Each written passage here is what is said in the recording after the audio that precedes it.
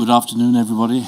This afternoon's proceedings, like this morning's, are being transmitted over the live link after a 15-minute delay.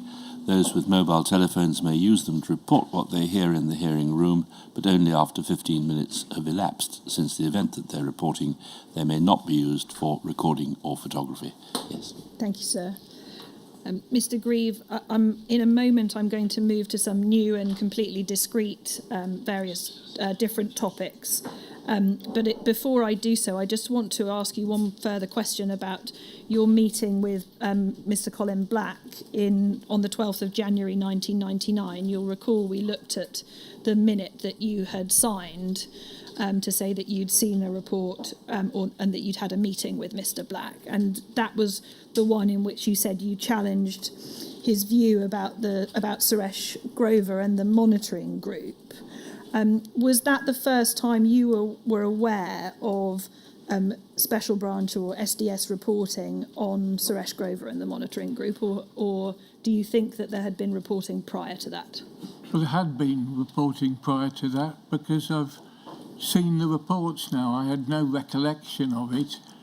I thought my first exposure to Suresh Grover was when I saw him with Mrs. Reel at Ealing, but it's obviously possible that I'd seen previous reports on him, or where he was referred to in previous reports, shall I say. I had no recollection of seeing him at other aspects of the Stephen Lawrence inquiry. Are you aware of when Special Branch's interest in Suresh Grover began? No. Thank you. I want to ask you about Paul Charlton, please, and his role. Paul Charlton? Yes. Yes. So he was supervised by Barry McDowell, who was a member of your team on the task force, and he was Mr. Dwayne Brooks' family liaison officer. Do you recall that? I do, yes. Mr. McDowell, in an interview with the Stephen Lawrence review team, recalled that, essentially accepted that information could be gleaned from Mr. Brooks in relation to Movement for Justice to inform public order policing. And he recalled that through our relationship with Dwayne Brooks, useful information may be gleaned that will assist with policing arrangements, therefore ensuring both public and police safety issues are planned for thoroughly. And he felt that his role, whatever his role in an investigation, it's incumbent upon anyone to gain relevant information and to pass that information on. Did you see it at the time as being part of a family liaison officer's role to gain information from Mr. Brooks which could be used by Special Branch for public order policing purposes? Yes and no, sir. This was at a very early stage of our thinking, our new thinking about family liaison officers.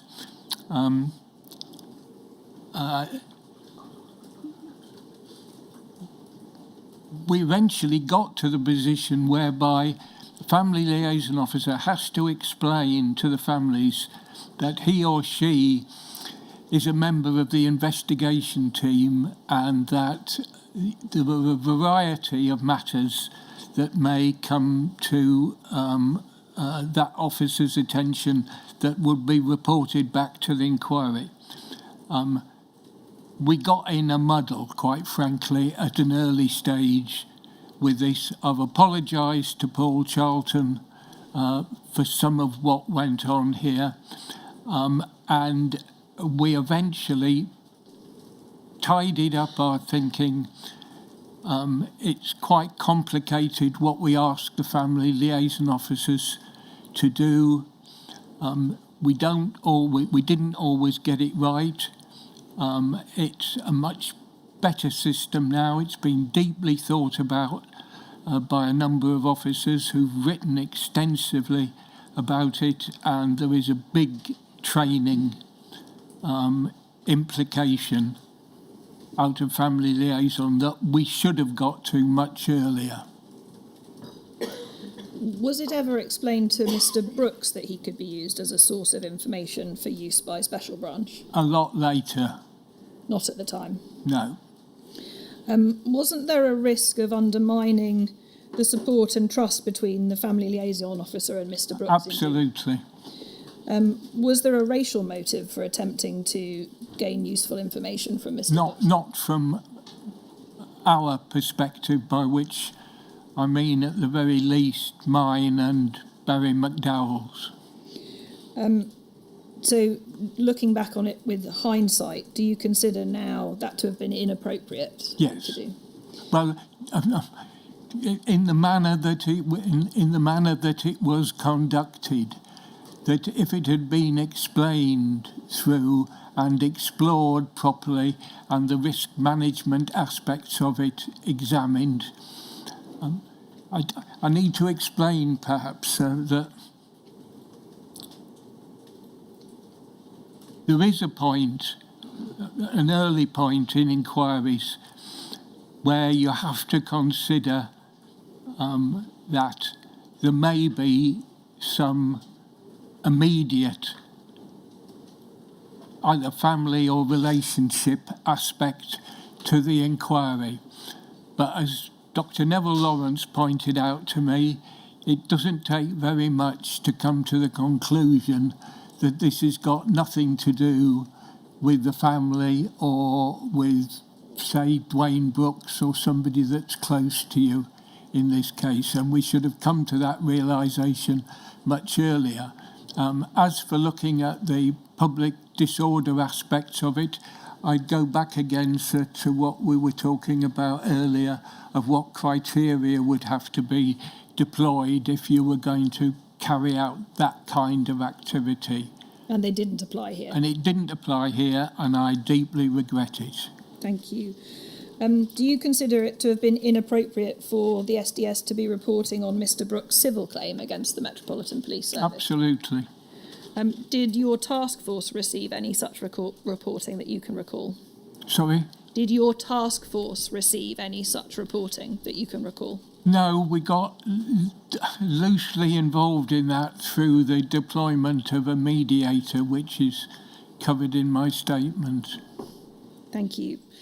I want to move on then, please. In 2000, you attended a number of meetings with Mr. Brooks and his legal team.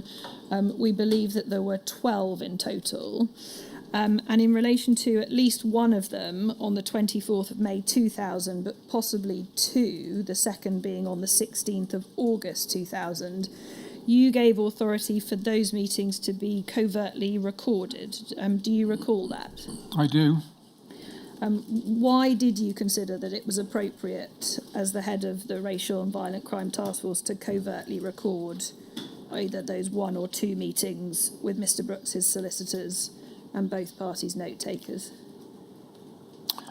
One, Dwayne Brooks was on bail on at least one of the occasions, and there were very strict requirements about meeting people on bail.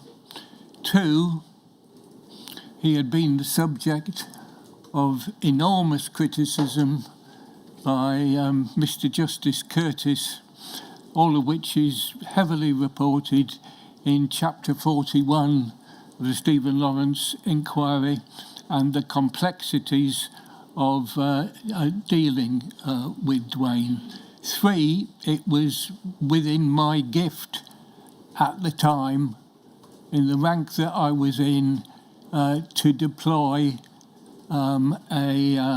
what's called a NAGRA, which is a recording device. Three, although I was criticised by it in Mark Ellison's report, although Mark Ellison actually said that it was his colleague Alison Morgan who'd done that part of it, and he told other people that I'd done it for the best of reasons and was justified. He reported that I was unjustified in making that deployment. Four, the investigatory powers tribunal subsequently looked at those kind of covert deployments and said it was the very best evidence that they could get, and they were not going to discourage that kind of activity. Now, that was not on all fours with my deployment of it, but it went some way to justifying what I'd done. However, with hindsight, I don't think the risk analysis of talking to Dwayne and his lawyers and the way it was interpreted by other lawyers later, we should have considered that. It undermined some of the things that we were doing. It would have undermined the relationship between the Metropolitan Police, and given that they had previously failed to treat him with respect as a victim, had he discovered it, wouldn't it? And relations between the black community and the MPS. Yes, as I said. Had you considered the legality and the necessity and the proportionality of such recording prior to doing the authorisation for the recording? No, what happened was I got to the meeting with Mr. Brooks and his lawyer, and the rest of my team were waiting outside, and they were extremely worried about the meeting, and they were very unwilling to take part in it without taking safeguards because of allegations that had been made about other meetings. They asked me to make a decision at the time. I thought about it fairly quickly, and I wrote a shorthand version of what my thinking was before we went into the meeting, before we deployed it. Afterwards, I went through it, what would have been in my mind, and I identified, I think, 21 reasons why I thought it was a reasonable way of behaving. But it's not your view that it was reasonable now? Well, I could still argue around Chapter 41 in the Stephen Lawrence inquiry. There is so much material in there that you have to ask yourself, what are we doing? But we didn't have any choice but to have a meeting with him and his lawyer, because we were having meetings with Mr. and Mrs. Lawrence and their legal representatives. We had to treat Dwayne in the same way as we were treating other people. Thank you. New topic. Mr. Michael Mansfield, KC. Given your views about him and your interaction with him, do you have an opinion as to whether there was any justification for a special branch file being created on him in 1972? Well, they'd have to know a lot about him that I didn't know to justify it. I don't know what justifications they had. I've had several dealings with him down a great many years. I haven't seen any grounds under any circumstances that would justify seeing him as a threat to the state. Are you able to shed any light on who would have authorised the creation of such a file? No. Are you able to say who would have had access to it? No. I certainly didn't have access to it. Nobody told me they'd got a file on him. They didn't come and brief me about him. And you've confirmed that, in your view, reporting upon him on your knowledge wouldn't have been justified, on your knowledge of him? No, he's part of the criminal justice system of this country. Sir, my mother was a lawyer. She'd never forgive me if she thought I was collecting information about defence lawyers. My mother defended people. We know that some of the reporting on him contained legally privileged material. In your view, should that kind of material not have been recorded because it was legally, professionally privileged? My answer remains the same, sir. I can't see how it could be justified in a democracy. It appears... It sounds like, it sounds like the behaviour of a police state. Thank you. It appears that Mr. Mansfield's file was destroyed in 2021. Given your earlier comments this morning in evidence about missing paperwork and your suggestion that there must be paperwork somewhere, including down a coal mine in the Midlands, do you have any view about whether the file may have been deliberately destroyed to prevent its disclosure to this inquiry? I have no information that could add to that, sir. Sorry.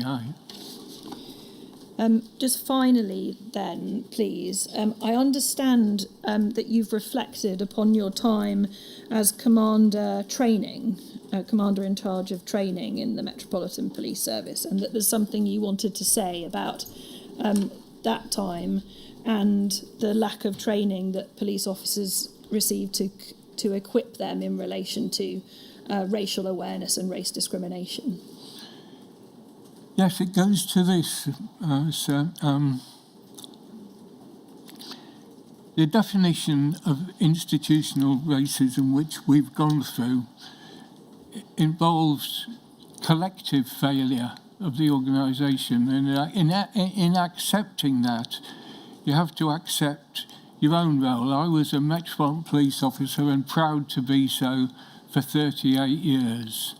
But if you're going to admit to collective failure, then you have to look at what it is exactly was your role in that collective failure and apologise for that. And I thought of two things that aren't included in the Commissioner's apology. I identify with the Commissioner's apology to the women who were treated so dreadfully. So I identify with all that, but I'd add one more thing.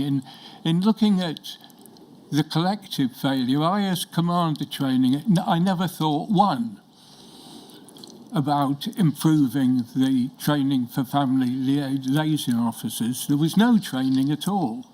It was just an ad hoc job. Linda Holden was just Linda UB family liaison officer. I've long thought that if Linda was put in charge of surveillance, we wouldn't be sitting here now. So there should have been, somebody should have thought so, and my responsibility as commander training during 3 years of the preceding decade before all this happened, I bear some responsibility for not having thought through that we should have been training family liaison officers. We did do, from a very early stage. My own team came to me and said, you need to listen to some of the unofficial training that's going on elsewhere, designed by junior officers, I may say, in complete contravention to the training regime that we were adopting. So that was one thing. I should have thought of that. But the other thing was, I was actively involved in what was the training for crime undercover officers, and I did some of the ethical inputs to the crime undercover officers training, which again was designed and delivered by some very junior officers who were very experienced in it and had thought through many of the pitfalls that you're having to examine now. I should have thought at that time that the special branch officers should have been made to go on the SO10 training course that we were already delivering, that was already being delivered at great success. So I apologise for both those things. to everybody concerned, but particularly to the women who you're considering here and to the Lawrence family. Thank you.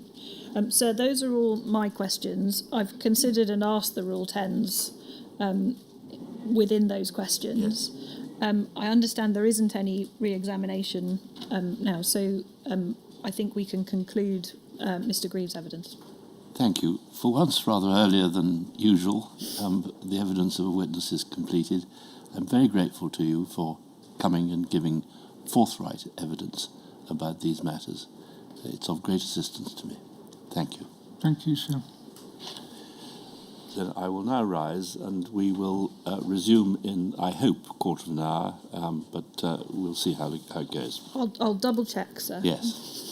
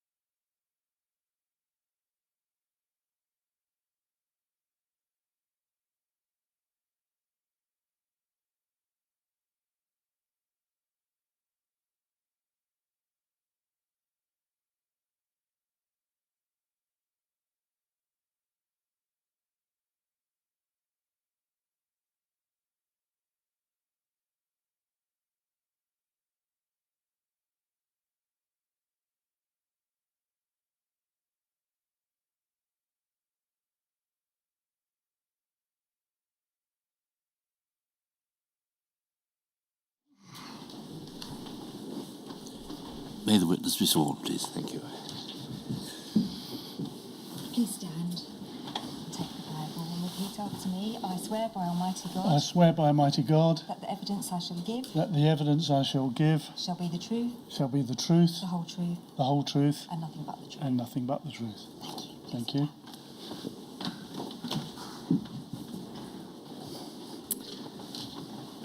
Please, can you provide your name to the inquiry? Robert Quick. Mr. Quick, do you recall providing the inquiry with a witness statement dated the 2nd of December I do. 2024? I understand you'd like to make a correction to that statement, so I'll just bring it up. It's MPS 0749663, bottom of page 3, please, paragraph 10. And I understand it's the final sentence going over the page. So where it reads, it was also common practice to be seconded to a murder investigation team if a homicide occurred in the area. For example, within the first few weeks of my being acting detective inspector at, over the page, please, Plumstead, Orville Blair was murdered on the Thamesmead estate by a group of white youths in what was perceived as a racially motivated attack. I understand you'd like to Yes, an amendment to that. I was in fact referring to the murder of Ronan Adams, Right.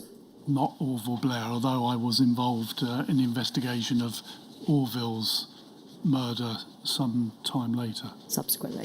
Thank you. Yes. Having now made that correction, can you confirm that the contents of the witness statement are true and correct to the best of your knowledge and belief? Yes. Starting, Mr. Quick, with your career background before you joined the Lawrence Review team. You joined the MPS aged 18 Yes. in January 1978 Correct. and served in South London in your early years. Yes. April 1983, you were selected as a detective constable and transferred to Brixton Subdivision, based at Brixton Police Station, where you investigated recorded crimes and dealt with arrested prisoners brought in by uniformed branch. Yes. We know that Robert Lambert, who was then a detective sergeant, he was on C Squad in Special Branch from October 1982 to September 1983. And he worked in 4-area liaison with special responsibility for the Brixton area following public order disturbances. I just wanted to ask whether you came across him at all when he was working in that capacity and you were in Brixton. Not to my knowledge.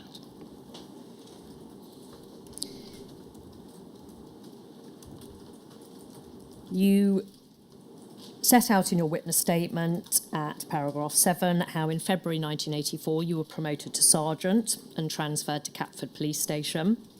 You were a uniformed sergeant, supervising officer on a relief led by an inspector and consisting of about 30 to 40 constables. And that your duties including carrying out supervisory patrols and acting as a station officer, that is, a sergeant in charge of the police station and the detainees. That's correct. Right. In the summer of 1987, you returned to detective duties permanently and then remained at Catford Police Station as a detective sergeant. You did that until 1989. Then you were selected to serve on the South East London Drug Squad. Yes. Paragraph 10 of your witness statement, you describe how in early 1991, so if I understand correctly, if it was just before the murder of Roland Adams, it must have been February 1991. Yes. He was murdered on the 21st of February 1991. Yes. So around February 1991, you transferred to R Division, Plumstead Subdivision, as an acting detective inspector. And you became a substantive DI later that same year. Correct. You've referred to it already, that within the first few weeks of your being an acting detective inspector at Plumstead, Roland Adams was murdered on the Thamesmead estate.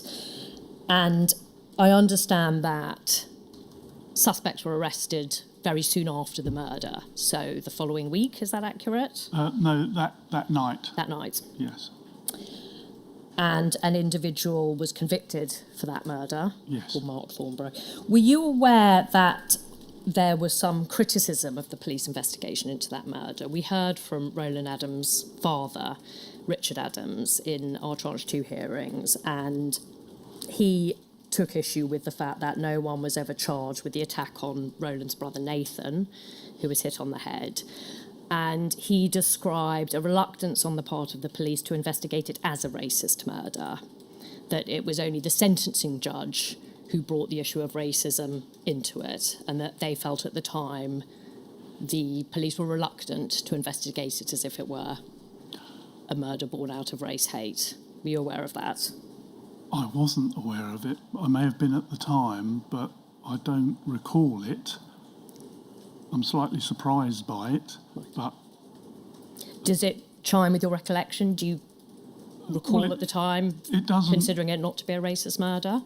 Well, I think the organisation's definitions of racist murder at that time may have been different to what they are today, but my recollection, as far as I can in detail, was that it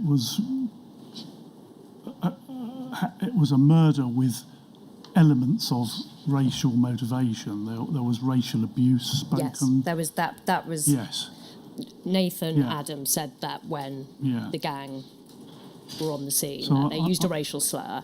Right. So I'm perplexed that the police would deny that was the case. Whether it didn't fit some kind of definition that existed at the time, I don't know. I can't recall, but it ought to have done.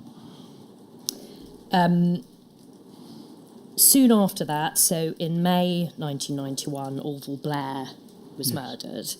And were you involved in that investigation Yes. as well?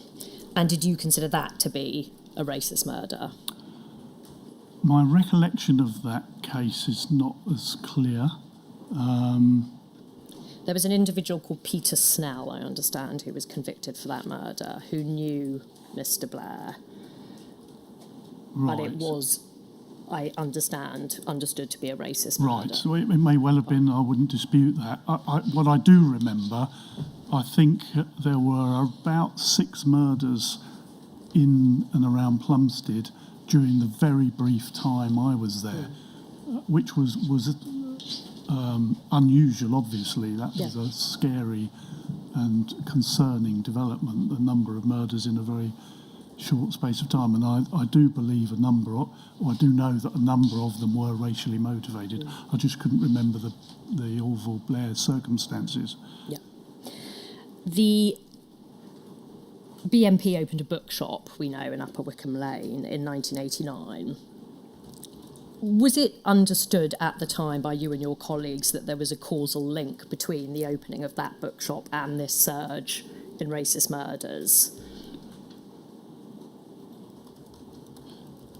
I certainly have recollections of the bookshop and the controversies surrounding it. Whether a causal link was acknowledged, I honestly can't remember or don't know. The increase in racially motivated crime in the area led to the setting up of what became the Racial Incidents Unit in Plumstead in 1991. Is that right? I do recall that, yes. Did you work closely with the Racial Incidents Unit when you were stationed at Plumstead? I believe I would have had interaction with it, but I can't remember when I left Plumstead, but I think I was only there for a few months. I think by the summer I had been transferred. So there was a very limited window for me. Yeah, you say you were, so later in 1991 you were transferred to L Division, working out of Kennington, so you weren't in Plumstead for very long. For under a year you were there. Looking at attitudes within the police force in Plumstead, in that area, were you privy, Mr. Quick, to any racist attitudes amongst your colleagues at that time? I certainly would have been in one shape or another. I mean, from joining the police in 1978. Yeah. the use of racist language when I was a very junior officer was not uncommon. In Plumstead at that time, particularly in that window, did you notice as an inspector that your colleagues, your junior colleagues, your peers, did you notice explicitly racist attitudes and also any more subtle I can't remember cases of people demonstrating explicit racist attitudes in Plumstead. Through the 1980s, the organisation was certainly changing. Yeah. And I think even those that were racist would have felt vulnerable to expressing those opinions openly. They might have done in select company or groups, but supervisors by then were beginning to challenge these behaviours robustly. Yeah. Not everywhere. It was a moving feast through the 80s into the 90s, and we're talking about the early 1990s now. But I don't remember specific instances. Could I honestly, hand on heart, say I didn't hear anything? I couldn't say that. And in terms of institutional racism, did you witness examples of that? So, for example, stereotyping, or perhaps black families being treated differently, black families who are victims of crime, or black individuals who are victims of crime being treated differently from white individuals, non-ethnic minorities? I'm trying to think of an example of where I actually witnessed that, and I can't think of one, but the police, it's a complex culture, and they certainly stereotype in all sorts of directions, based on their experience in the field, if you like. It's unhelpful, it's crude, it's lazy, but it was a cultural problem and challenge. Yeah, and you recognise that it did exist at that time. I do. Stephen Lawrence was murdered on the 22nd of April 1993. I understand that you weren't serving in the police at that time. You had left in January 1993 to study for an MBA at Exeter University. Yes. You say that you returned to the MPS in the spring of 1994 as a detective inspector at Greenwich Police Station. And you say this, that when you returned in the spring of 94, it was in a managerial position in southeast London and Greenwich, so similar area to Plumstead, after Stephen's murder. And you say that the murder and its immediate aftermath was still an issue, even though you had no involvement in the police response. What do you mean by it was still an issue? I'm talking about probably 1994 when I returned from the university. It was an issue in as much as it was a very profound case, very controversial. It was in the news regularly. There was lots of discussion about what had happened. I can't remember. I returned to Greenwich Division, and I can't remember whether the location of Stephen's murder was on that division. I think it may well have been. I think it was Plumstead. Oh, was it Plumstead Division? Yeah. Okay, so it was close to the border. Yeah. I think it might have, was it Wellhall Road in Eltham? So it was very close by, and I remember it being the subject of discussion, and opinions and mixed views really being expressed by people at the time. Do you mean within the police force? Within the police, yes.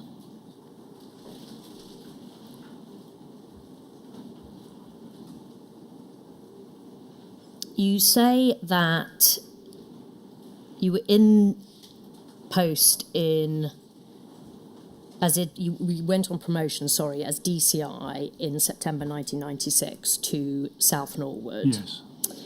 And you had responsibility for managing the entire divisional crime response and the divisional CID. You were in the post for about a year before moving, around 1997, to the Assistant Commissioner's Office in South East London as the staff officer to Assistant Commissioner Ian Johnston Yes. of Fort Area. And Fort Area, I understand, is South East London. Yes. You say that as his staff officer in 1997, you had some limited involvement in the run-up to the inquiry being announced and commencing evidential hearings and assisting with diary management and drafting letters and other correspondence. Assistant Commissioner Johnston was obviously quite involved in the Yes. inquiry, gave evidence at the hearings. Can you give us an insight into the behind-the-scenes response in Assistant Commissioner Johnston's office when the inquiry was announced? Was it one of outrage? Was it one of acceptance, nervousness? Certainly apprehension. I think there was a sense of vulnerability. I didn't have an intimate knowledge of what had gone before. As I say, I was not in the Met. Well, I was a Met officer, but I was on secondment on a scholarship. But definitely it was a serious issue. Yeah. The Assistant Commissioner was, very preoccupied with it. I think the inquiry may have been announced while I was still serving as the staff officer, and then there began efforts to retrieve documents and prepare for this. Moving now to your appointment to the Lawrence Review team. You say that after promotion to superintendent, you were tasked by Assistant Commissioner Johnston to Peckham Division to help address a high number of robberies in the area.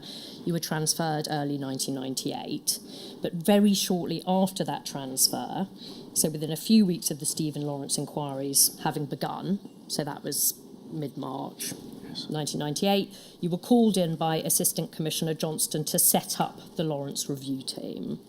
So are we talking mid-April 1998? Later? Can you tell me when the inquiry actually started? It started on the 16th of March 1998. I think it was very late March, early April. Okay, so very soon after. Yes. Thank you.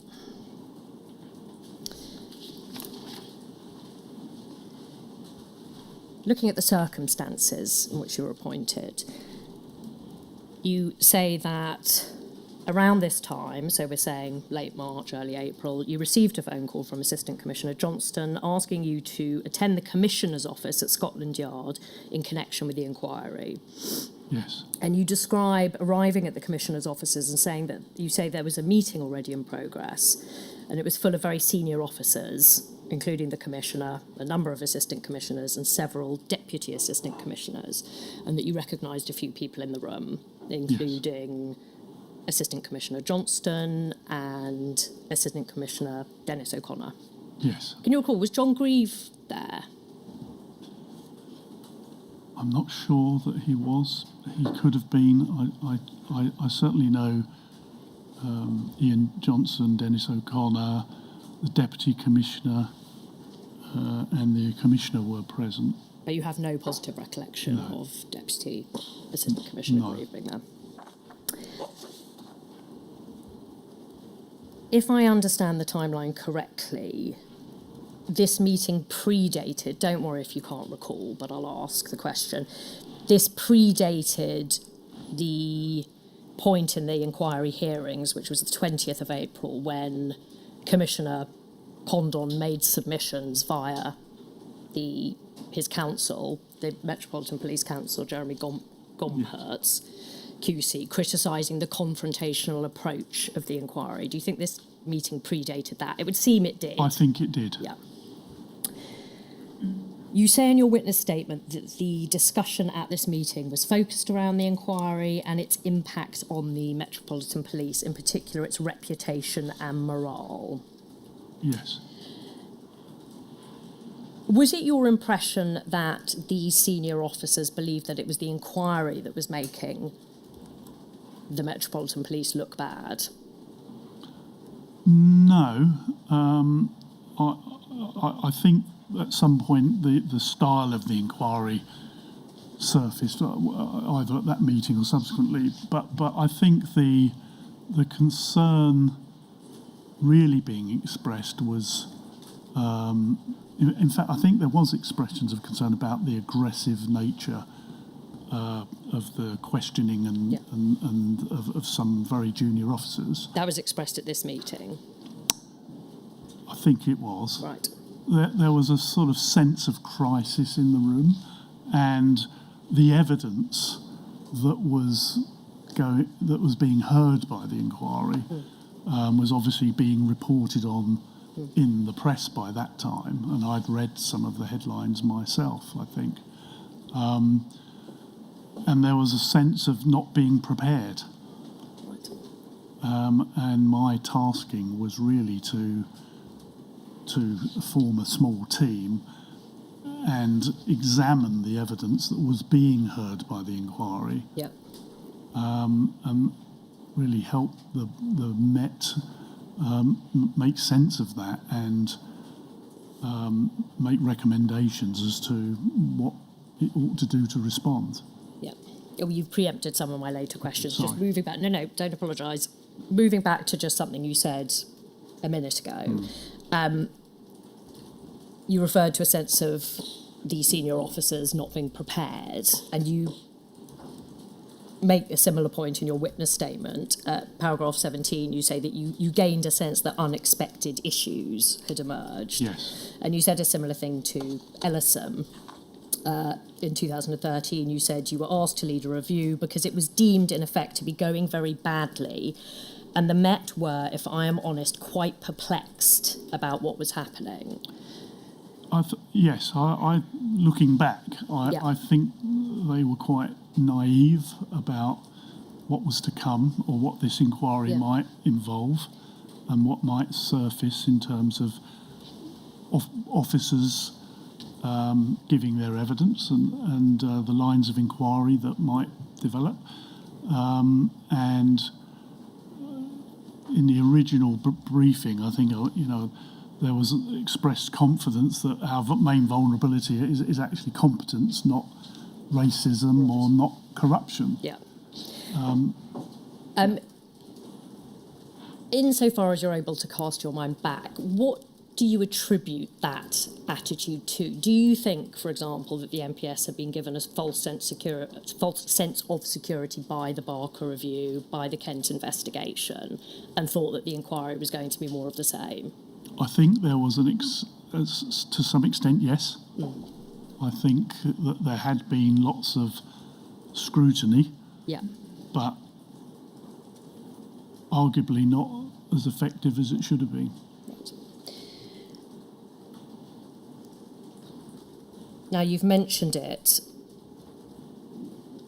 this idea that you were told at the end of the meeting, we are bomb-proof on racism, we are bomb-proof on corruption. Did that come from Assistant Commissioner Johnson? Yeah, you remember that? Yes, I remember that.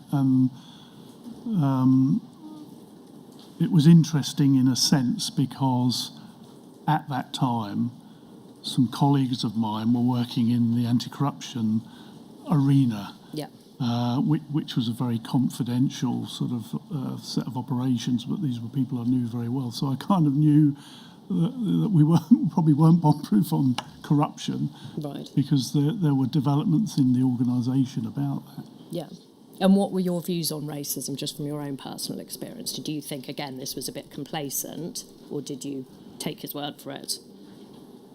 I think at the time I didn't take his word for it. I as ever, as an investigator, you try to keep an open mind. But my personal experience of life in the police service, made me realise that we might not necessarily be bomb-proof on any of those things. Sure. Looking at the role of the Lawrence Review team as you understood it, what did you understand your remit to be as head of the Lawrence Review team? My remit specifically was to examine the evidence that the inquiry was hearing, and to comment on that and make suggestions or recommendations about how the Met might respond to it. So if there were headlines on something that was said, you know, how would we interpret that evidence? Others might interpret it differently, but how would the police interpret the evidence that was heard by the inquiry? Yeah.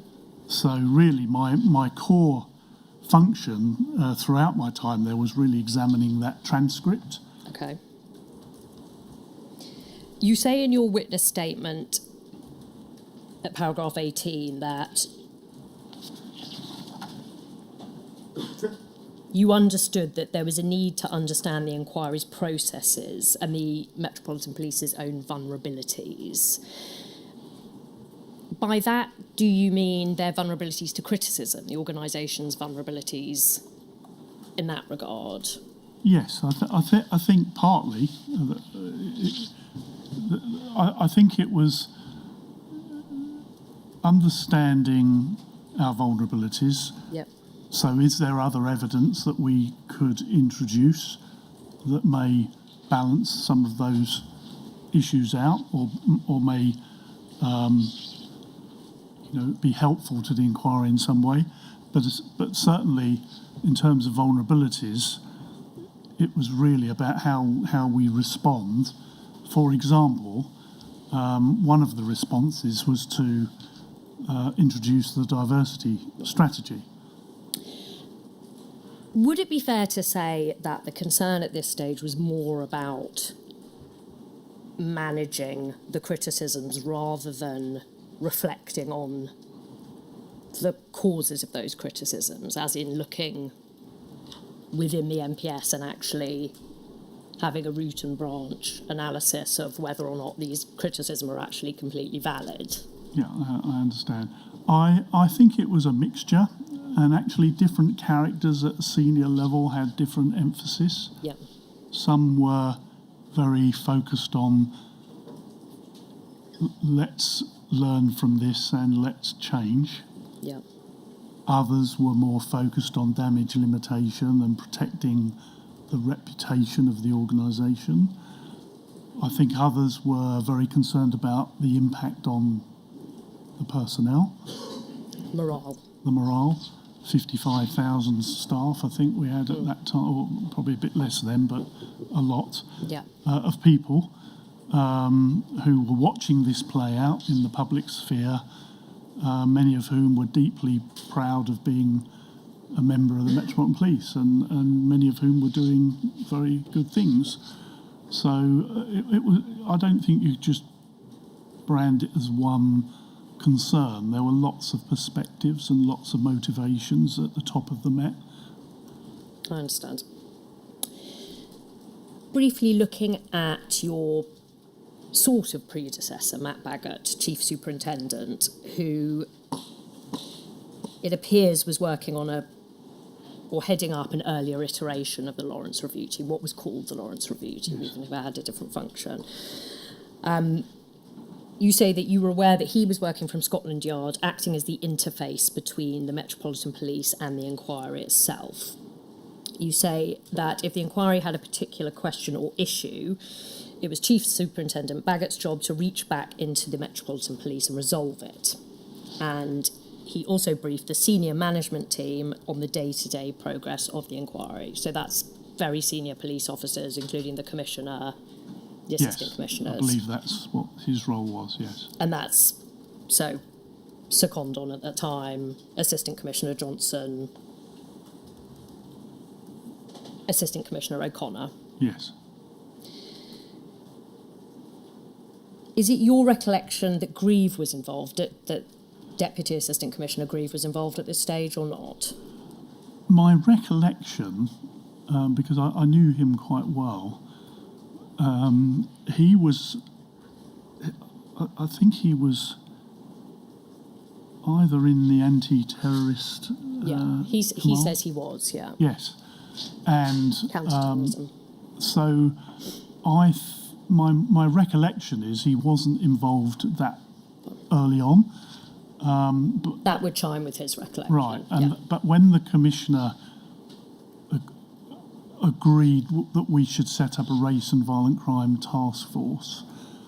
John was identified as the right person to lead that, and although his own career plan was to stay in counter-terrorism, he very graciously accepted the challenge that the Commissioner gave him and actually enthusiastically took up that role. And I think that was in the summer, early summer. That would chime with the paperwork in his recollection. We'll come to that. We understand, and you say in your witness statement, that Chief Superintendent Baggott was supported by Superintendent Sarah Thornton. Yes. There's a little bit of ambiguity around this. You recall that she was there from when you were brought in to set up the Lawrence Review team. So, again, we're talking end of March. Yes. Early April, but Yeah. you comment on the fact that she told Ellison she was on maternity leave until July 98, but actually later on in that interview with Ellison, she rose back on that and says that she believes she was in post working on the inquiry when John Barker gave evidence, and that was early June. So it seems she might have been there actually earlier than July. And I wonder whether my recollection, she may have been coming into the office, while still on leave, which is often the case. Yeah, like easing her way back into work, Chief Superintendent Baggott, did you cross over with him at all? Very before briefly. He left? There was a very brief, he briefed me, I remember that. Right. And, but there was a very short space of time, and then he transferred to another force. Yeah, Assistant Chief Constable, Yes. I understand. But was it your understanding that your role, even though he briefed you, that your role was divergent from his? You were undertaking a slightly different function? Yes, that was my understanding. My understanding was Sarah Thornton and Mark Simmons would carry on the role that Matt Baggott historically had been undertaking. And I would now do something different, which was to very much focus on the evidence being heard by the inquiry and brief senior officers and make recommendations. Off the back of that evidence. And then quite early on, that was what was added to that was I was asked to write the Commissioner's response to part one of the inquiry. We'll come to that. I just want to bring up a document just quickly, Mr. Quick. If we could bring up, please, MPS 0749500. It's dated the 28th of April 1998. It would seem that Chief Superintendent Baggott was still in post. I mean, maybe he was just on the brink of leaving. Yeah. If we look at just the first minute, it reads, "You may wish to see this excellent unclassified report, copies of which I've forwarded to Chief Superintendent Matt Baggott, who heads the Lawrence Review team." Right. It's come from Special Branch, dated the 28th of April 1998. Yeah. If we could go to page 3, please, paragraph 3.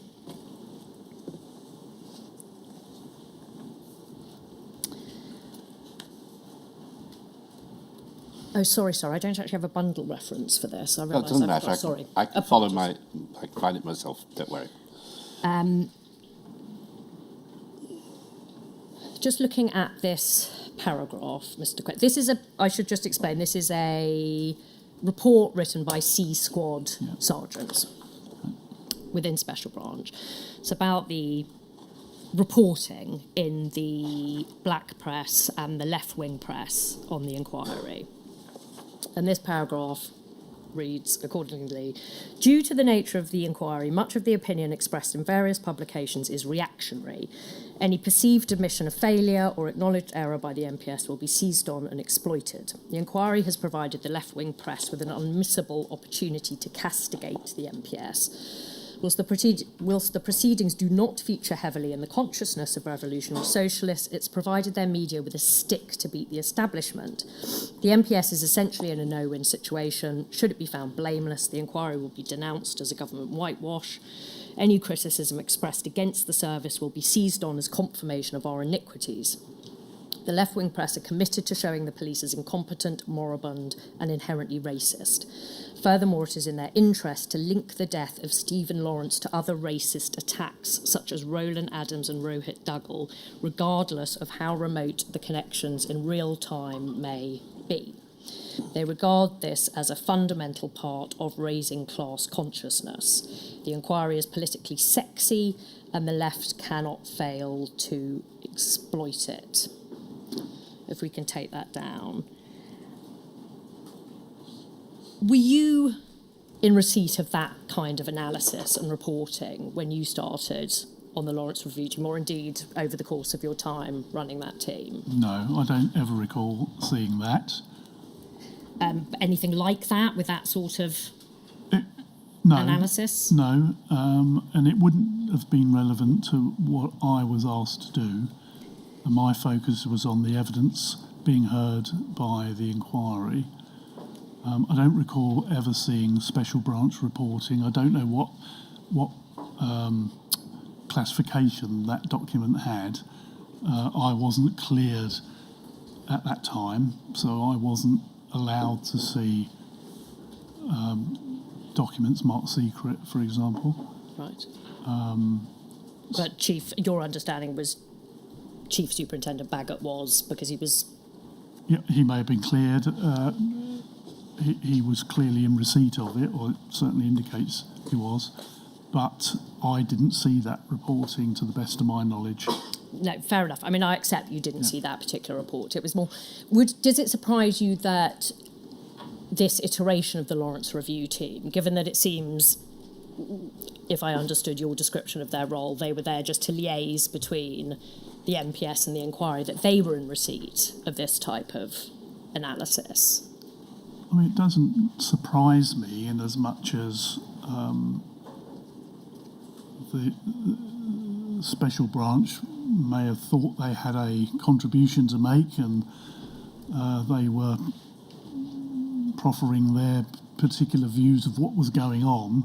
I don't know what was done with that, if anything, and but I didn't actually know that until recently. I thought the Lawrence Review team was the team I set up. Sure. I've subsequently learned that Matt Baggott's team was also called the Lawrence Review team. So the Lawrence Review team, in effect, split into two things. Yeah.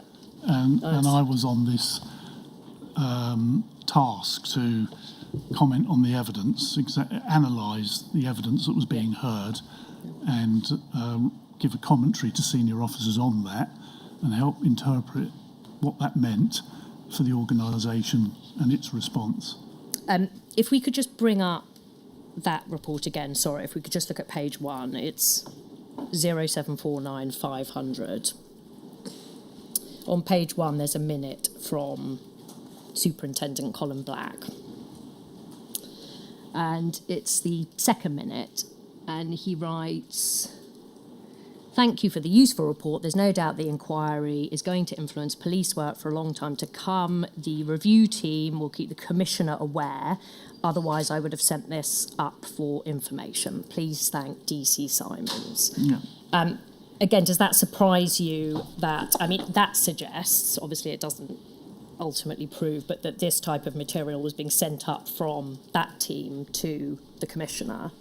Yes. Does that accord with your understanding of how they were operating at the time? That does accord, because Sarah Thornton and Mark Simmons were attending the inquiry on a regular, I think probably most days. Certainly Sarah Thornton was. Often accompanied by another senior officer, might have been Miss John Grieve or Dennis O'Connor. But... they were also part of the briefing machinery back into the senior level of the organisation. And sometimes I was in the room when that was happening. Yep. Other times I wasn't. Right. So your role, as you describe it, looking at what was coming out of those hearings and then making recommendations, how does that differ from their briefing role? Can you explain that? Well, I think the the briefing role was a wider discussion about the inquiry, how it was running, how it was being perceived, how, strategically how the organisation ought to position itself and respond. And then there was my contribution, which was much more focused on the evidence. It was really rooted in the evidence that was in the transcripts. So theirs was more of a holistic, Yes. the entire running and processes of the inquiry. Yes.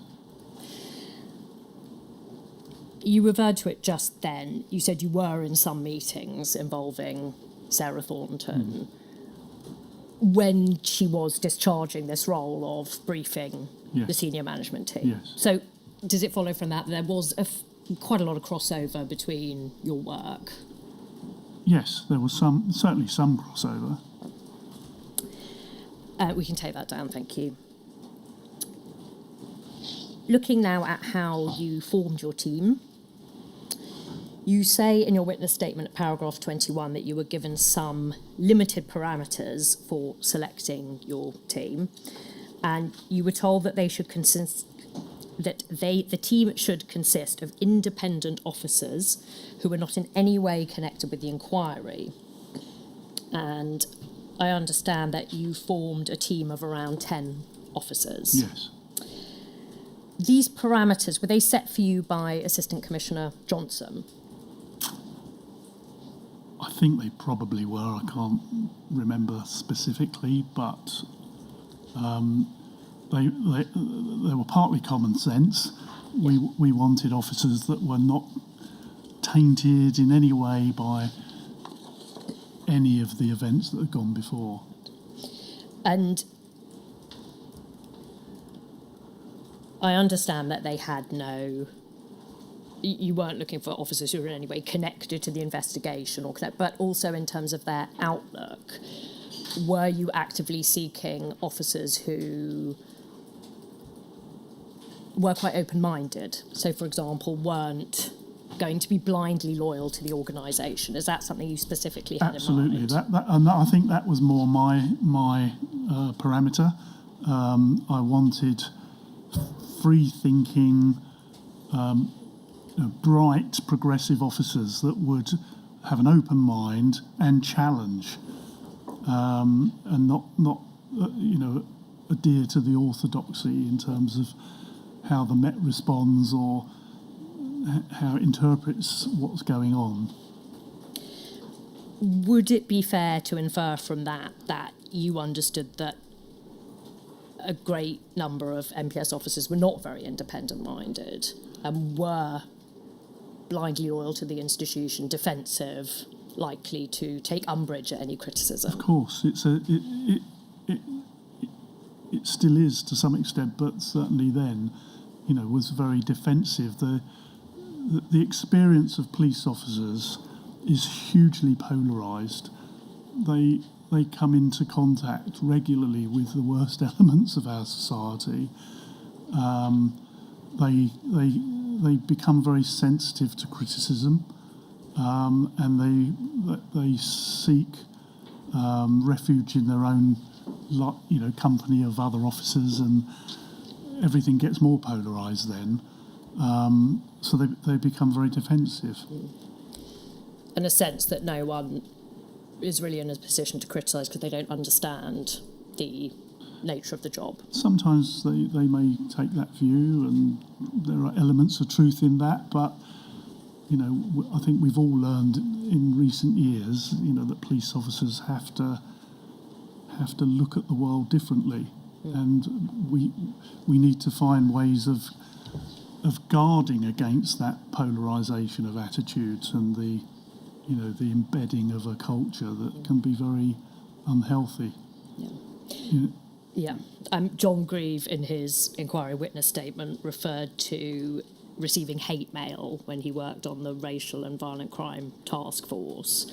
And one of his former DIs who were working under him in that unit, Steve Kavanagh, said to Ellison that he was seen to some in the MPS as going native, which is a Yeah, I phrase understand. with racist overtones when he worked on that. Does that surprise you that some members of the organisation were that hostile to his work, trying to build community relations? That does surprise me a bit, that that officers would would threaten colleagues, but there's no doubt there were hardened attitudes in the organisation, that were deeply resentful of what was happening.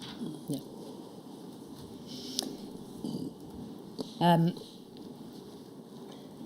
You say in your witness statement that you appointed Inspector Nick F. Grave as your deputy in the team, and you assembled a team around you, including Detective Sergeant Neil Basu, who I know is very involved. I mean, this is irrelevant, but was involved in the Salisbury poisonings, managing that. He's got quite a high profile now.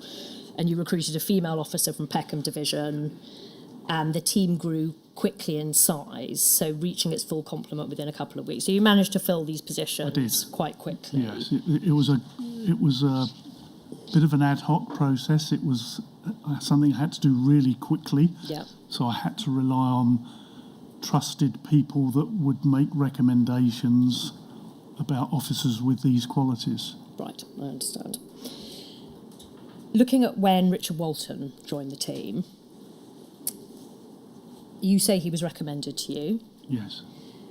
You recall interviewing him and thinking he was mild-mannered, thoughtful and bright. Yes. You refer to his career management transfer form. We don't need to bring it up, but the reference is UCPI 36892, which suggests that he joined the team in June 1998 as an acting detective inspector. And you say that that accords with your recollection of when he joined, because you think he was one of the last, or if not the last person to join the team. Yes, I think he joined later. I thought it was earlier than June, maybe late May, but... Sure, late May, you think it's possible? Because he thinks it was May. Yes, I think... He doesn't give a specific date. No, I think it could have been May, Right. yes. Can you help us with when in May? I couldn't rely... My belief is he came in May because I would have been desperately trying to find the right officers to come onto this team, and I was under enormous pressure to get an enormous amount of work done, and I think he was with us in May. You've touched on this already, but just to recap, so it seems that the role of the team evolved as time went on. So first of all, as you've described, your first task was to consider the transcripts from the hearings, to identify and highlight the issues, both from the questions that were being asked and the evidence that was being provided. You said to Ellison, again, we don't need to bring it up, but it's page 19 of 03261, and you say of the role, we were analysing evidence, we were finding new arguments. To be fair, well, actually maybe that wasn't quite the way it's being interpreted. We were presenting arguments back to DLS and back to Sarah Thornton and her team. So just to clarify, is that before you were tasked with writing the submissions? This was something you were doing? This was early on, yeah.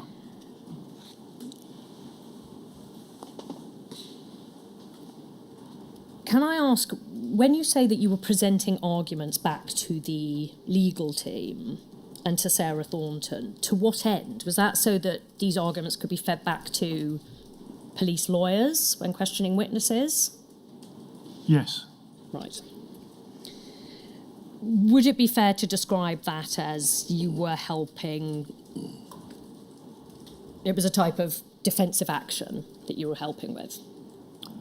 I don't think it was defensive. I think it was helping elicit all of the evidence. Right. Because sometimes there was a line of questioning, a lot of questions weren't necessarily asked that perhaps should have been. So, in a sense, we were commenting on what was before us in the transcript. Right. And there were times when it was clear there was kind of misunderstanding in the in the questioning and the answering, the two things were not aligned, and people were clearly not answering the question that they were asked, or sometimes answering a different question. So we were pointing that out, no more than that. Right, I understand. So it was more about clearing up misunderstandings. Yeah. Sometimes it was a range of things, but what I do recall that patterns emerged in the questioning, so there were themes emerging, and we were flagging those up to the organisation, and that was the principal thing. Yeah, well, again, we'll come to that when you were reaching quite robust conclusions about what was emerging. You've referred already to the fact that you were working from the transcripts first and foremost, and you say that you weren't, if I understand your evidence correctly, you didn't receive material from Special Branch, for example. No. You say in your witness statement at paragraph 114, you say there were strict controls on the flow of intelligence through the MPS. You say material from CIB3, Anti-Corruption Command, was passed to me on the Lawrence Review team, but I was not permitted to read it. I understand the point you're making there, that your level of clearance wasn't sufficiently high. Yes. But it would seem from that you were being sent information that other departments considered might be relevant to your work on the Lawrence Review team, notwithstanding you were unable to read it. Is that a fair... Not really, because the reason that came to me was the senior people in the Anti-Corruption Command had approached me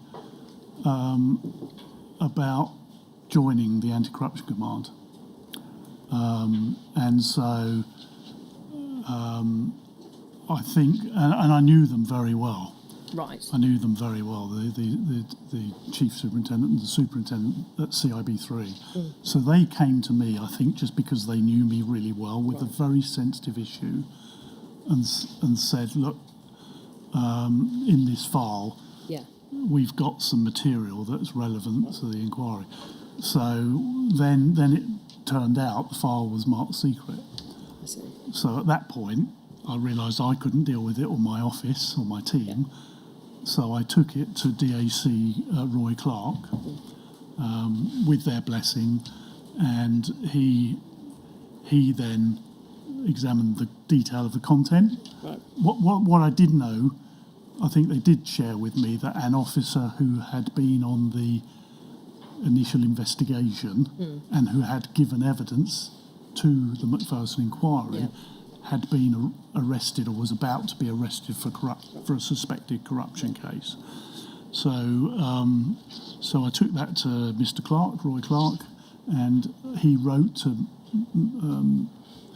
Sir William Macpherson about that. Right. But are you saying that is quite an isolated example of receiving I think information from other departments? Yeah, it didn't generally happen. No. Looking at when you first became aware that institutional racism was going to be a big issue for the MPS, you say that going through the transcripts was a revealing process, and that the themes of racism, corruption and incompetence were apparent from early on, and that the term institutional racism came up very early on in the review, and that you read up on it. Yes. Because you weren't familiar with the term. I wasn't, no. So if I understand correctly, you were aware that there were allegations being made of overt racism, but also of the subtle iteration, institutional racism. Yes. That's less direct. Yes. But racism, a form of racism nonetheless. I understand that Dr. Robin Oakley set out in the hearings the definition of institutional racism, and that he also provided a supplementary paper in September 98 for a meeting with senior police managers to help them with their understanding of it. Does that chime with your That does chime, recollection? yes. I remember reading his paper, yes. Were you at that meeting? I don't recall being at that meeting, no. What was your understanding then of what institutional racism meant? Well, I read his paper Yeah. and I was intrigued by it. What it meant was this organisation called the Metropolitan Police had policies and procedures and attitudes and beliefs that routinely resulted in racist conduct or certainly unequal or discriminatory behaviours and outcomes. You say in your witness statement that there came a point quite soon, well, several weeks after you'd been analysing these transcripts, when you realised that a finding of institutional racism was likely to be made, or at least borne out through the evidence. Yeah, I mean, it was really interesting. My team, who were, relatively junior officers, they picked up on this, as did I, and we as a team would sit down and discuss the transcripts each day and the evidence, and we all came to the view that this is heading to the point where the Metropolitan Police is likely to be found institutionally racist by that definition. And was that based largely on the performance of police officers in the witness box? So, just to give you an example, DAC Osland repeated in testimony that the Lawrences had been difficult and hostile, and gave an interview, I believe, this predated the inquiry, but saying that the police officers should sue the Lawrences for claiming that they were racist. Are you talking about that sort of thing that made you Partly, think? yeah. I think a lot of it was based on the evidence that was given by officers and their attitudes as displayed to the inquiry.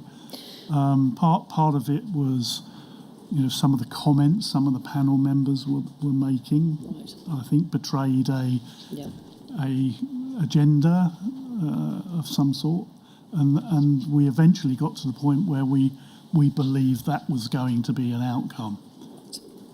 Would it be fair to say that some of the officers giving evidence were displaying in real time the shortcomings that beset the investigation into Stephen Lawrence's murder? Yes.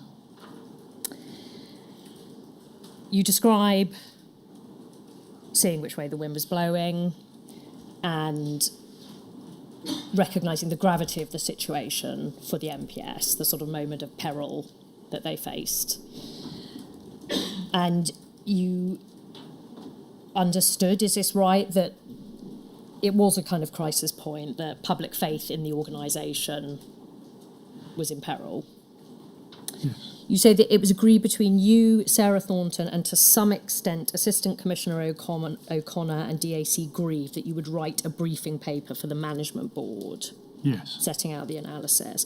Can you help us with when that was, more or less? Are we talking now May, end of May? I think end of May, early June possibly. Okay. It was... If Grieve is involved, Yeah. does that help you at all? Because you seem to have a clear recollection that he was involved. Yes. We know that the CO24, the Racial Violent Crime Task Force, wasn't established until early August. Yes. But is it your... He was involved before. Is it your recollection he was involved before that was officially set up? Yes. Right. And in what capacity? Before that was set up, was there an understanding that it was in train? I think that idea was germinating, and Right. I think there'd been discussions about setting it up and that John might lead it, whether the commissioner sanctioned it at that time, but I think we were heading in that direction, and John being the character that he is, was very engaged in what was going on and had a lot to offer. He advised me often about, how should we respond to some of the evidence that we've heard, what would be a fair analysis and a fair conclusion for the Met to draw about particular episode that was heard by the inquiry or what an officer had said. Yeah. So he would appear to be the paradigm of the open-minded, independent-minded. Definitely. Challenging. Yeah. And very, as we've seen when he gave evidence today, very willing and able to reflect on criticisms. And Dennis O'Connor, very similar. Right. And for that reason, those two Yeah. became my principal source of support and advice Yeah. as I was undertaking this role. Right. Sarah Thornton was involved also in this decision. Certainly in the Two. discussion. In the discussion. And again, is that indicative, again, that your roles were quite blurred? I mean, I understand you were working on different floors of Scotland Yard. We were working on different floors, yes. There was some interaction. Yeah. Sometimes she would come down and say, oh, this happened at the inquiry today, or we're preparing a briefing note for the Commissioner on this or that. But she was less... I wouldn't have written that report and tabled it in front of the Commissioner without some top cover, and I think that was Dennis O'Connor. I understand. Looking now at the meeting that you describe as uncomfortable, so I think, are we still talking early June? There's this meeting Yes. that's convened.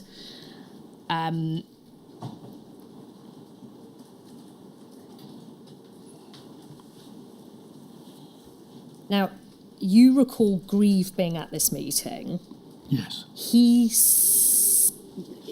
Obviously, again, there's some ambiguity about the date because the date wasn't pinned down in your witness statement. He believes it would have been after the 6th of August 1998 when the Racial and Violent Crime Task Force was set up. But just to be clear, your recollection, it was at least 2 months before that? Well, I think it was earlier than August. I mean, I would have had quite a lot of the submission written by early August. Right. So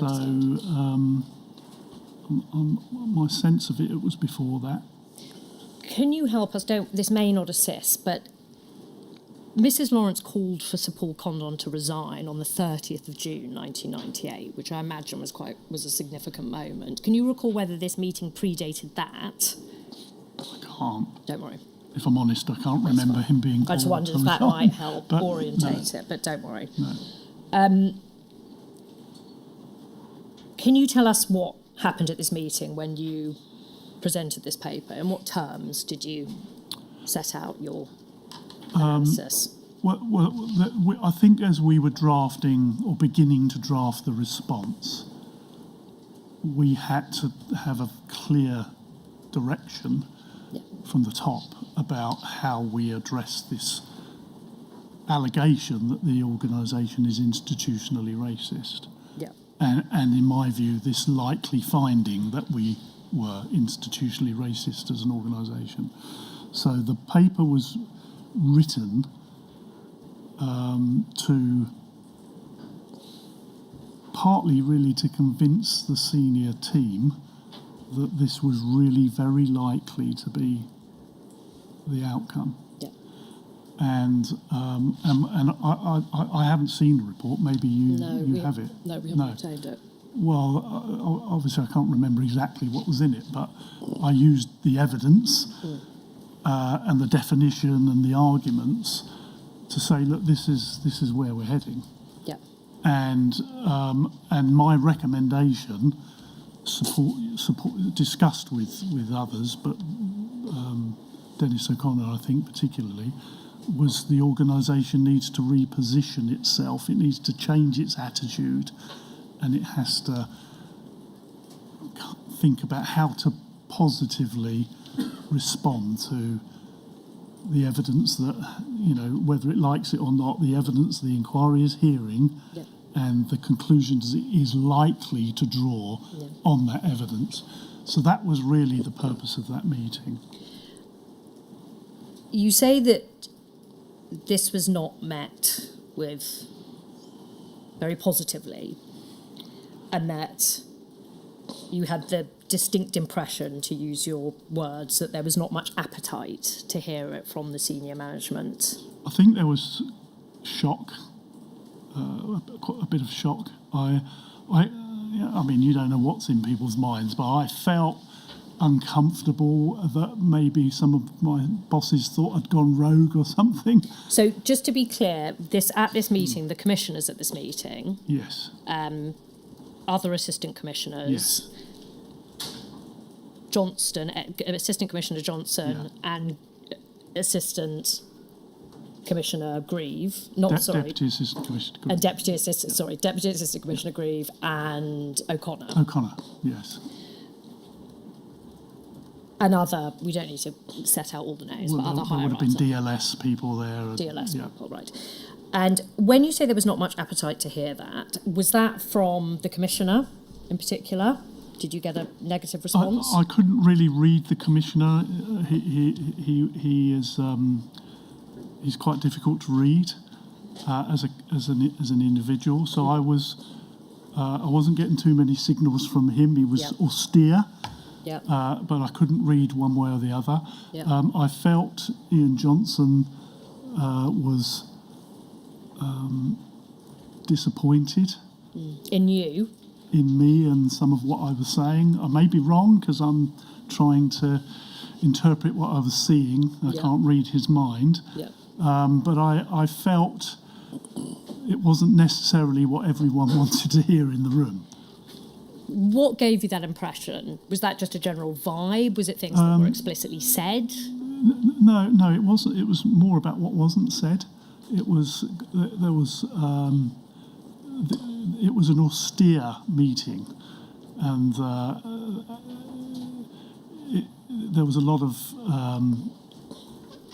silence. I was talking and not a lot coming back in the opposite direction. Dennis O'Connor was very supportive. He was, by my recollection, he was sort of rolling with it and saying, "Look, we need to put something on the table that shows we are listening and we are learning." Yeah. I'm paraphrasing, but that's my recollection. That you are taking a reflective approach as opposed to purely defensive. Yes. This meeting came after the submissions made by the Commissioner at the inquiry on the 20th of April, in which he criticised the hostile questioning of some of the police witnesses. Yes. Was there any reference to that or those kind of sentiments expressed in this meeting, that the proceedings have been unfair? No, I don't remember anything of that nature being discussed at that meeting. There was an enduring sense by many that the inquiry was treating some of the junior officers very harshly and sometimes unfairly. But I think as time went on, there was an acceptance. This is the reality of this inquiry. Yeah. We're not going to change it. We have to, we have to reflect and think carefully about how we respond to it. In his oral evidence yesterday, Lord Condon rather disparaged the idea that you, as quite a relatively junior officer, had sort of opened senior officers' eyes to this hard truth, as it were. Would you like to comment on that? Do you think that's unfair? No, the senior officers may have come to these conclusions already and not shared them with me. But all I can tell you is Sarah Thornton, John Grieve, Dennis O'Connor discussed how to table this issue and what sort of recommendation should be made. So I was the author of the report. I'm sure they may have had some input. I'm sure they would have read it before finalising it. And so we tabled it. And Dennis O'Connor, Sarah Thornton, afterwards were very supportive, because I think I I can't remember what it was or what was said, but I think afterwards, there was a "don't worry" kind of. Yeah, you describe that in your Yeah, witness statement. yeah, You say that you got yeah. that from O'Connor and from Grieve. Yes. You say that Sarah Thornton, you felt, rode back a A little little was bit trying to yeah, distance because herself. the atmosphere, it wasn't openly hostile, but it was just, as I say, it was uncomfortable, and you kind of your career flashes before your eyes and think it's coming to an end very quickly, but as I say, it's not an easy thing to do, and Dennis O'Connor was very supportive, to be fair. And I understand that after this meeting, Assistant Commissioner Johnston rather withdrew from his role overseeing the team, and that Yes. O'Connor Yes, step forward. his place, He took a much more prominent role. If I understand your evidence correctly, did you agree that the organisation was institutionally racist? Do you think that's what the evidence was showing, or was this just something that you felt that the inquiry was pushing as an agenda? I think at the time I had very mixed feelings, Right. and I think I still do today. In the academic definition of institutional racism, I think I understand it, and I think I agree with it. But its application in practice to the real world, is tricky, and it can do good and it can do harm, and I think we're still debating how much good and how much harm it did at the time. Just a small digression before we look at what happened off the back of that meeting. Mr. Mansfield, obviously he took a very prominent role in the inquiry. Were you aware of Mr. Mansfield being seen and branded by the Metropolitan Police as the devil incarnate? Was that a view of him? No, I've never heard that. As a subversive? No, I would certainly not say as subversive. I mean, my impression and my recollection was he was generally respected as a very capable lawyer, was seen as someone who had agendas, was more left wing as a lawyer than some others, but I don't recall particular vitriol. Or him being described in those terms at all. As anti-police?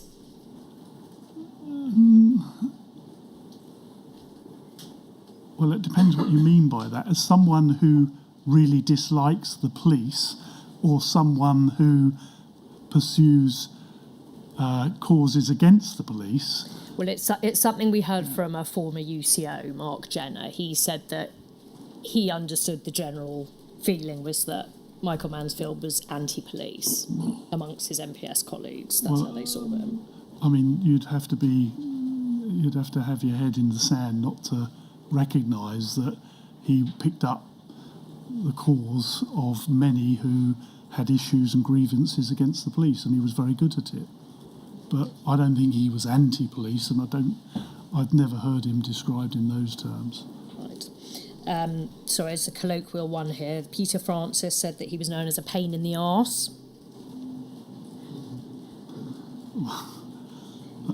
I guess some might describe him as that, but Fine. That wasn't the general. When you were working in the Lawrence never Review heard team, it, but this was not the common no conception of no. Michael Mansfield. That's sort of very low-level kind of banter. But if you're professional, you will recognise he's doing his job.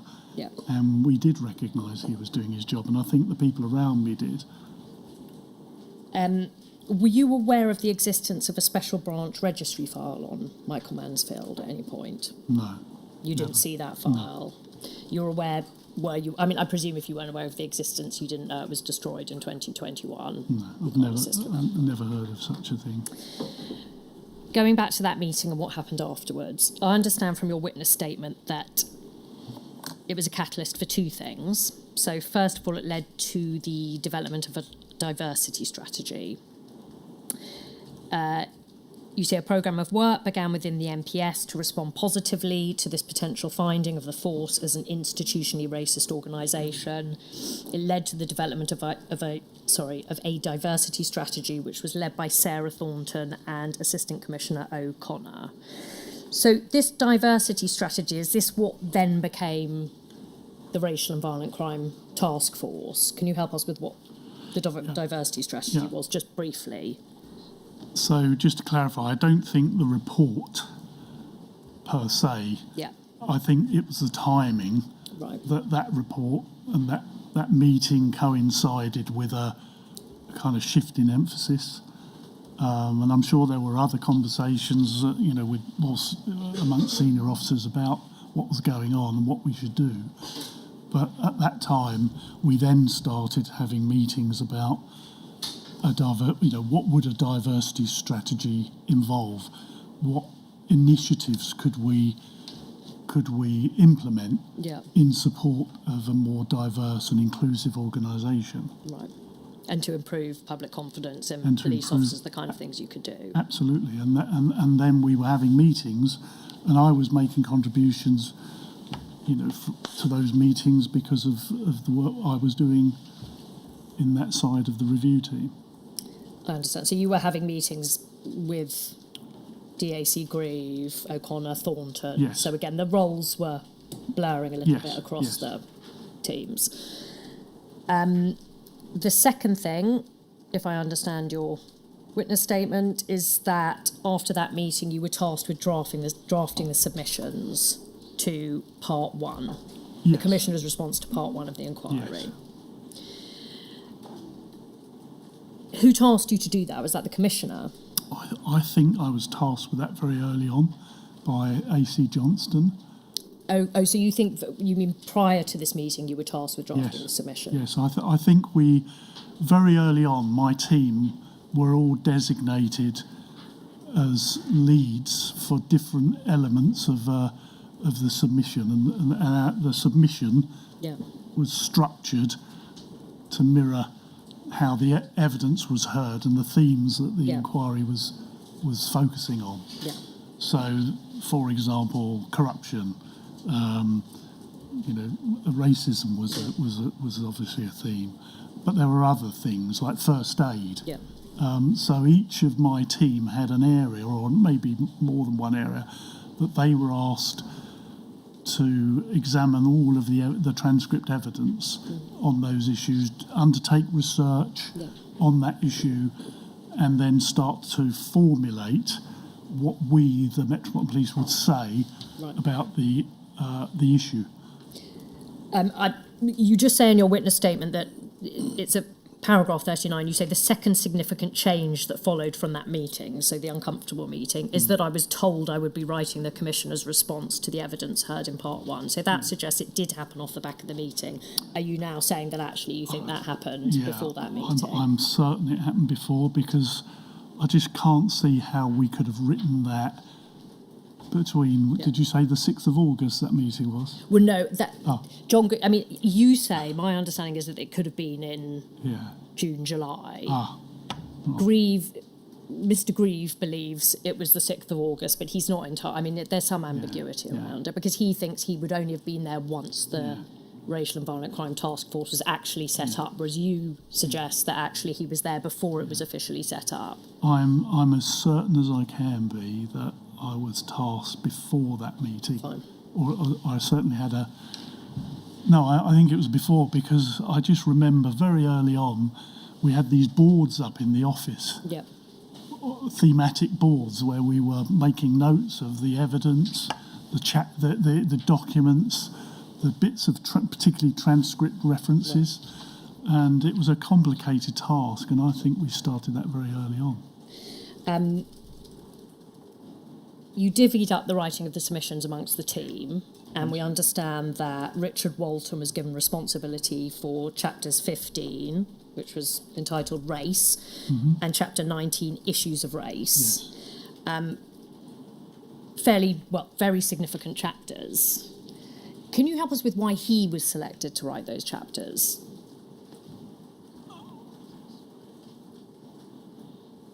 I can't honestly say why he was selected.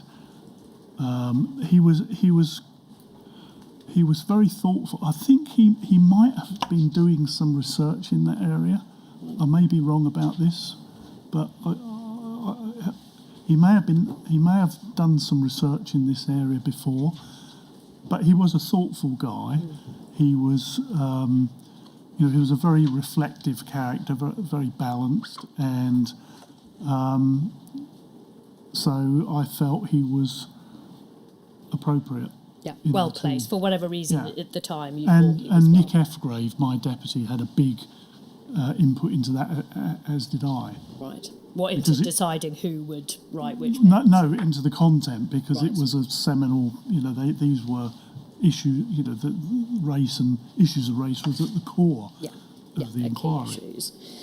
Looking at the process of writing those submissions, you say in your witness statement at paragraph 39 that Jeremy Gompertz, QC, and Jason Beer worked alongside you, and you had regular meetings with the lawyers and with the senior officers, and that writing the response was a lot by drafting by committee. Yes, it was, in as much as we had to canvass views from others who, had expertise and insight that they could share. We wanted to get the balance right. We wanted to respond constructively and comprehensively. So it was, and of course you had to engage the more senior officers, because ultimately the Commissioner's name was going on this document. Yeah. You describe Assistant Commissioner O'Connor and DAC Grieve taking a leading role in overseeing the work. So, yes, if I understand that correctly, you and the lawyers would have a first go, then they would have a look, yes, and then it would go up to the Commissioner. Yes. Is that correct? Yes.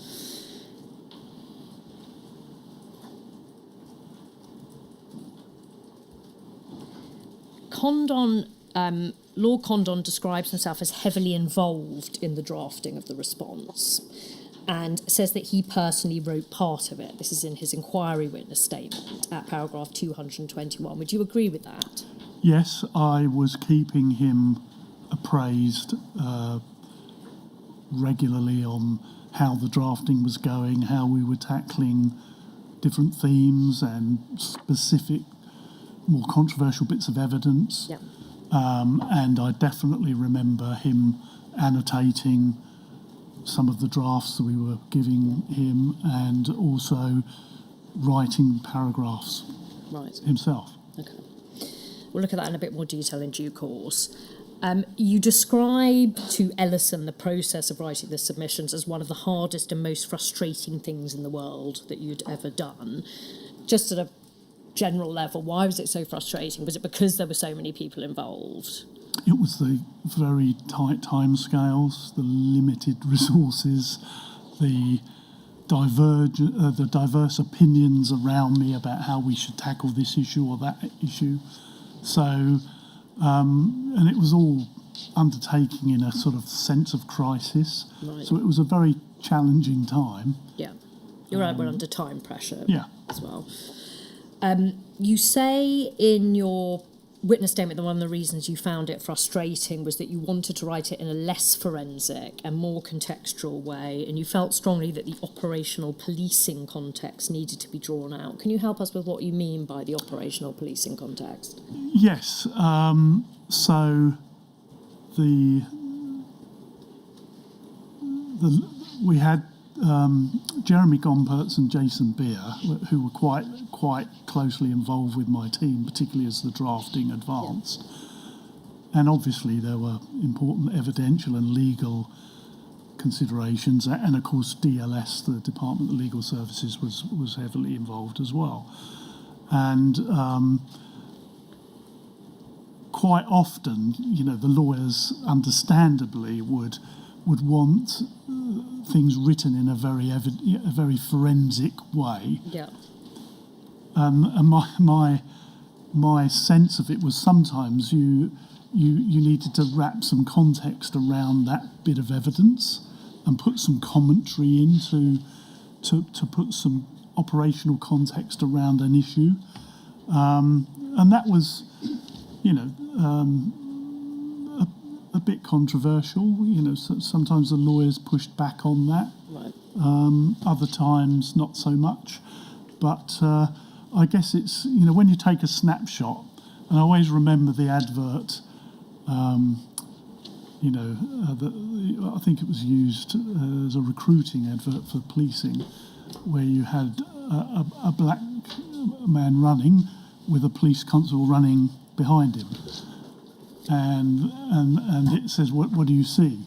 And then it plays the video, and actually you see a robbery, and the black man is actually a plainclothes police officer running towards the assailant, the attacker, and the constable's just running in sport. So you're getting the whole picture. So it was that kind of approach that, if you just look at one tiny slice of evidence, you may miss the context. You said to Ellison on page 19, we don't need to bring it up, but 03261, that we ended up writing a report I wasn't happy with. I don't think anyone was that happy with it. It was almost that it didn't really get to the heart of what I thought the real issues were.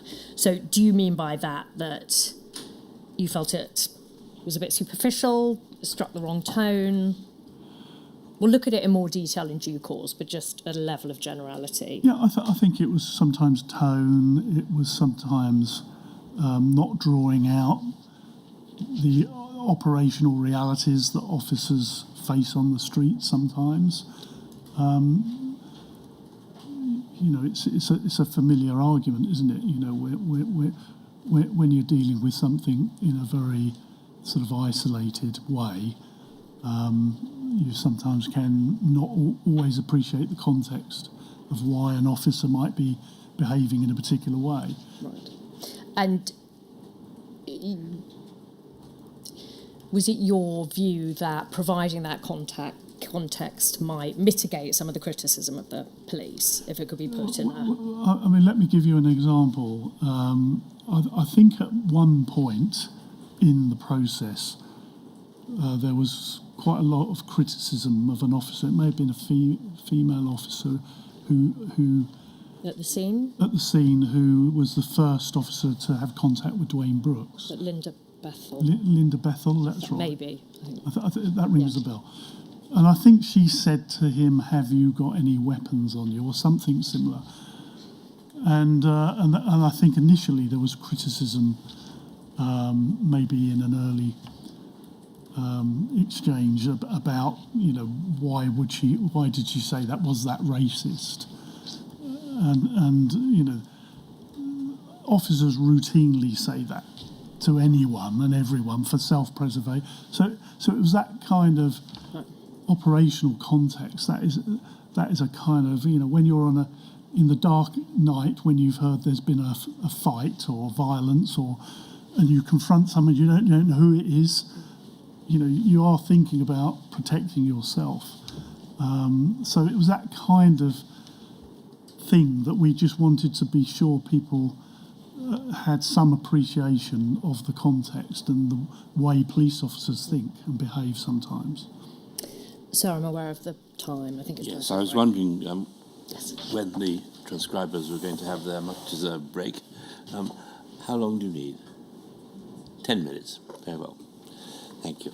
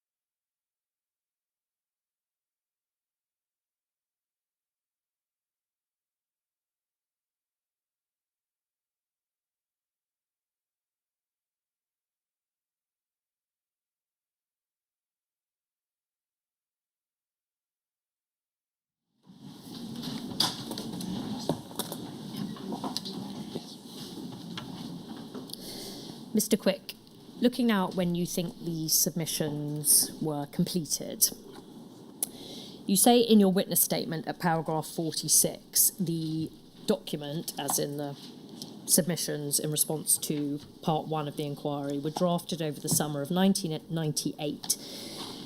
I think it was largely finished by the end of August 1998 or early September 1998. I recall that we were working up to the last minute to finalise and print the submissions so that Commissioner could take a hard copy along with him to the inquiry when he gave evidence in around mid-September 1998.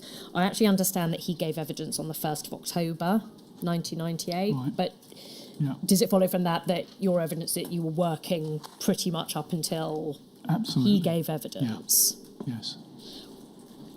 Richard Walton, in his witness statement, says that the submissions were submitted on the 18th of September. So that would be a week or so before Sir Paul Condon gave evidence. Does that make you reassess? Not really, because when I say working Yeah. up to the last minute, that includes getting them printed, Right. and that was a task in itself, believe it or not. Yeah. But in any event, it seems you were working on them until mid-September, Yes, at least. at least. And there was a long period of proofreading and editing, and grammatical changes. And was your entire team involved until that point? Less so in that latter stage. So who was involved in that? Well, I stage? remember Helen Ball. I think Helen was the superintendent who had really good editing skills, proofreading.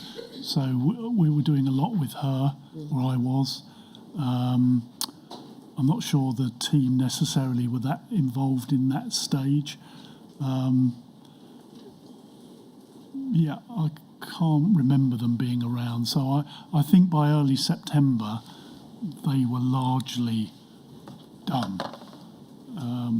Whether they were still coming into the office every day, I don't know. Let's take a closer look at some of the documentation, and particularly in relation to Richard Walton.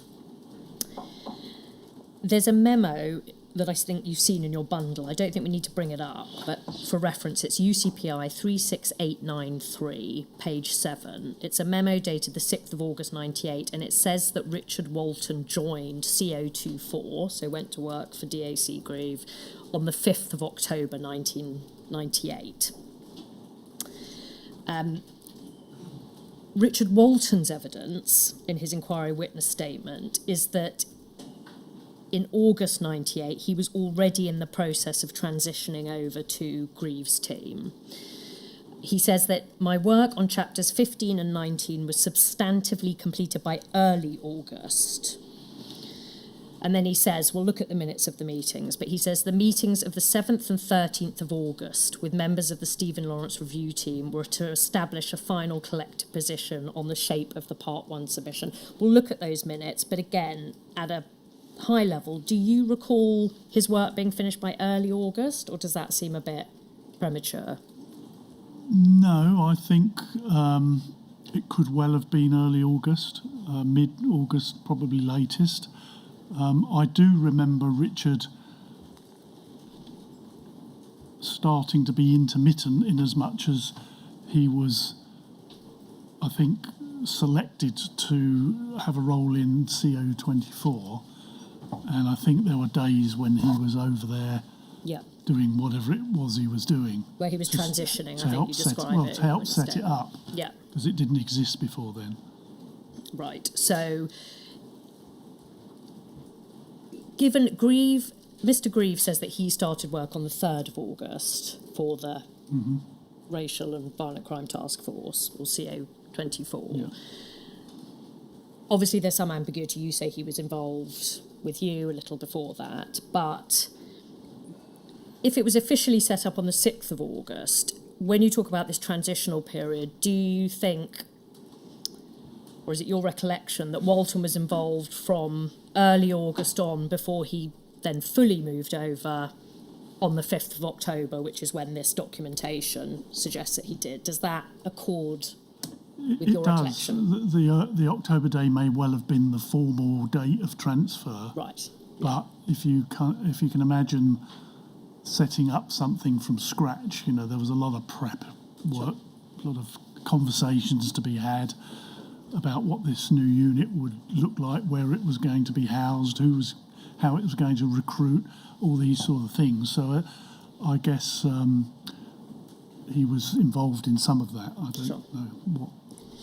Again, we'll look at the minutes in due course, but the meeting minutes show that he was attending meetings of the Lawrence Review team until the 24th of August, Yes. at least. So does that fit That roughly does. with your Yes. memories of it?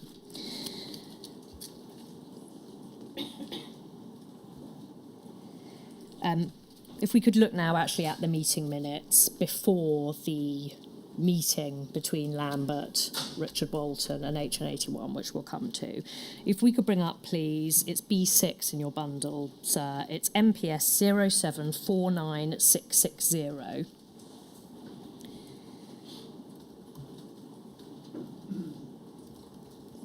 These are minutes of a meeting of the Lawrence Review team regarding Part 1 submission, it says at the top.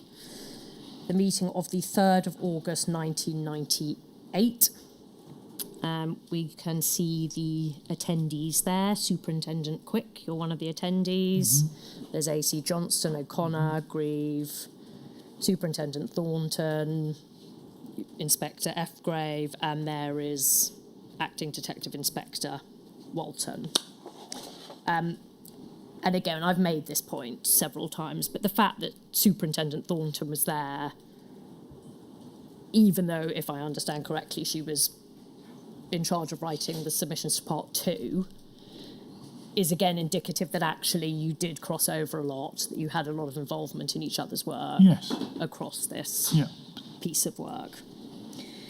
If we could go to page 3, please.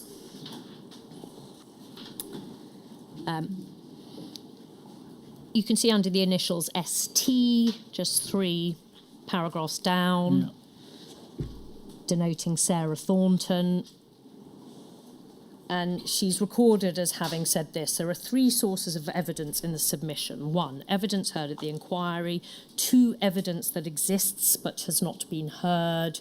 3, elements of the developing debate, e.g. on the subject of stereotyping. Little 2, evidence that exists but has not been heard. On the face of it, that seems to be quite a wide category. Does that mean evidence that the inquiry understood would be received but hadn't yet been received, or are we just talking about a great pool of evidence that you might be privy to but that's not going to be heard at the inquiry? What can you recall what that meant? I understand it was a long time ago. I can't recall specifically. What I can say is it may refer to evidence that we wanted to include in the submission, which we felt was relevant to the evidence that the inquiry had heard. I understand. But that was not heard But by not the heard inquiry. by the inquiry, So would it be fair to say that you were looking at other evidence other than that was coming out of the transcripts when working on these submissions? Yes, I think we must have. Well, I know we were the one that comes to mind was first aid, right? And there were records in the organisation. There were statistics that we could have. Can't remember if we did in the end, but we could have cited in our response that may not actually have been given in evidence at the inquiry. If we just look under DO, so move down just slightly, please.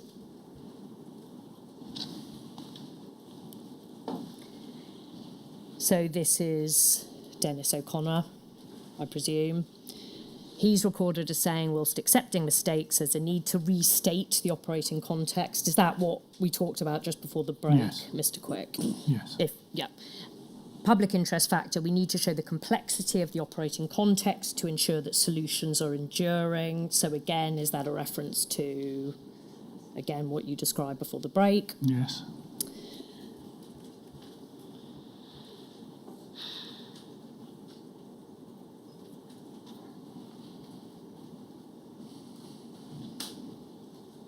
And if we could then move down just to look at JG and the bullet points under those initials. John Grieve. If we look at the point at 7, Roman numeral 7, the legal test, where there is an overwhelming balance of evidence for an issue, it should be included, subject to other checks, balances being satisfied. And then question, could reference to Mrs. Lawrence's own prejudice be seen to be racist? Now, I appreciate these are records from a long time ago, nearly 30 years ago. To the best of your recollection, does that question about Mrs. Lawrence flow from the point above, as in there was a belief within the team that there was an overwhelming balance of evidence that Mrs. Lawrence had her own prejudices? Or do you think they're completely separate points? I think they're separate. You think they're separate? I'm convinced they are, yeah. Yeah. This reference to Mrs. Lawrence's own prejudice, there is a section, again, we'll look at the submissions in due course, but there is a section which refers to some evidence you gave at the inquiry about not trusting the police. Do you understand that that's what this refers to, her prejudice, is that she, before her son was murdered and the investigation was botched, that she didn't trust the police? Is that what this is a reference to? I suspect it is. That's would be my belief, having read that and reminded myself of that. Yes.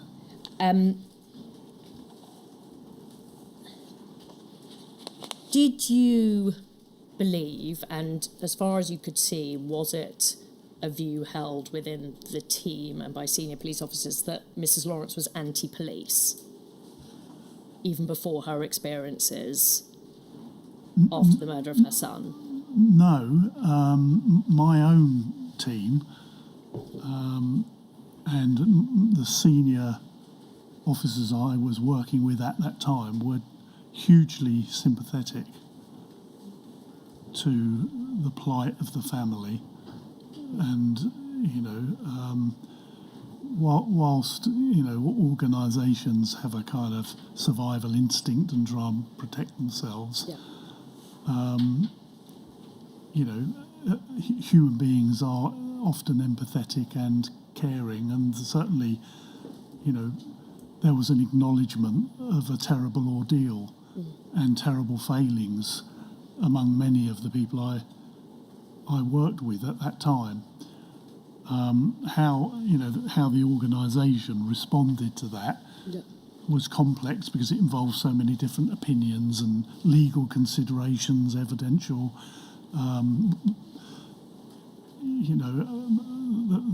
fairness issues. A whole host of issues were sort of being balanced, and I think the Met generally wanted to find an ethical and morally sound, fair position and represent itself in such a way, but it wasn't straightforward. To the best of your recollection, why do you think it was felt necessary to include in the submissions evidence about Mrs. Lawrence not trusting the police? Would it be fair to say that that was about trying to create some balance from the MPS's view, as in, well, the MPS might have their own prejudices, but actually it goes both ways? Was that about tempering criticism, do you think, or something else? Without reading the submission, I think it's quite hard to comment on it. I can't recall it, if I'm honest. I understand. Well, should we look at the submission now? It probably makes sense to bring it up now. If you just bear with me. I I will find the reference. We might need to go back to it.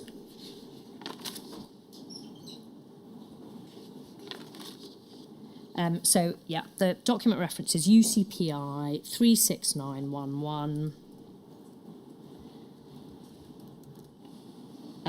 page 37, paragraph 78. It's in the conclusions section, and this is chapter 19, so this is one of Richard Walton's chapters.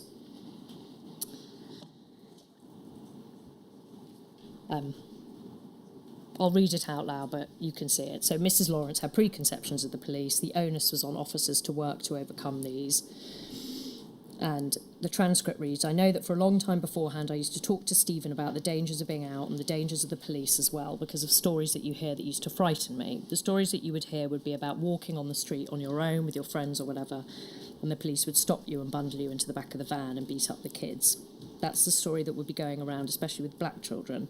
Stephen's attitude towards the police was always, well, if I'm not doing anything wrong, how could they do that to me? I used to say to him, from what I am hearing, you don't have to. I didn't trust the police.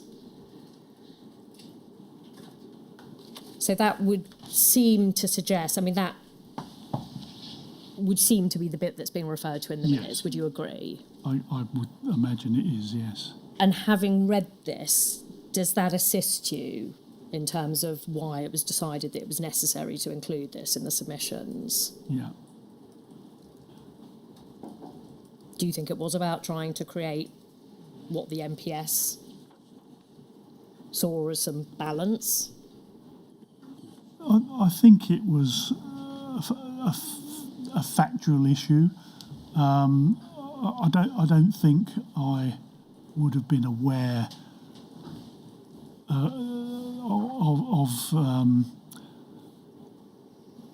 of this, you know, that sort of view of the police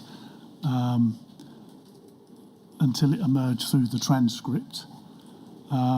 So it seemed like a balancing point, no more than that. I don't think it's anything else other than what Mrs. Lawrence said. But with the inference, perhaps, that if there was a breakdown relations between the police and Mrs. Lawrence, that it might have been partly her fault because of her preconceptions, not because of failures on the part of the Well, I don't think it police. seeks to ascribe fault. I think it's an observation. I don't think it's any more than that. But, and for others who are reading the submission to come to a view on whether it's relevant or not. Would it be fair to say, obviously there was a question in the minutes about whether or not including this would be considered racist.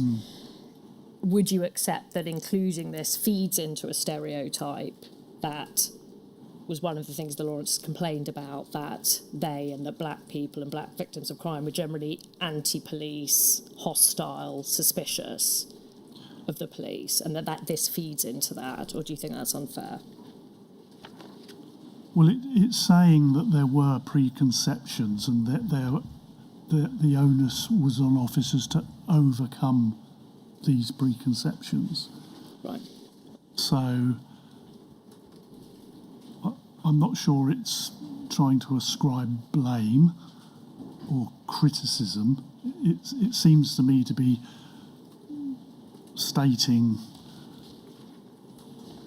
the obvious, in a sense, based on what Mrs. Lawrence said to the inquiry, that the onus was on officers to overcome those perceptions of the police. If we could take that down, please. If we could refer to the minutes, which is B6, so MPS 0749660. Again, we're back to the meeting of the 3rd of August 98. Page 3. There's reference... Yes, so it's under the bit we were looking at, John Grieve, the JG initials, and there's reference at Roman numeral 6 to the Oakley test for unintentional racism. I don't think you're disputing this, but this appears in chapters 15 and 19 are written by Walton. Would you agree that this is indicative that at this stage, at least, Richard Walton was still involved in drafting his submissions? It's indicative, yes. Or certainly they were being reviewed.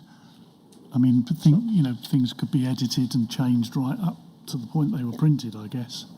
Yeah. But Walton's in the meeting. He's in the meeting, event, yeah. And it would suggest that he's still involved. I mean, we're talking the 3rd of August, so we're still, well, summer's drawing to a close, but we're in the summer period. Yes.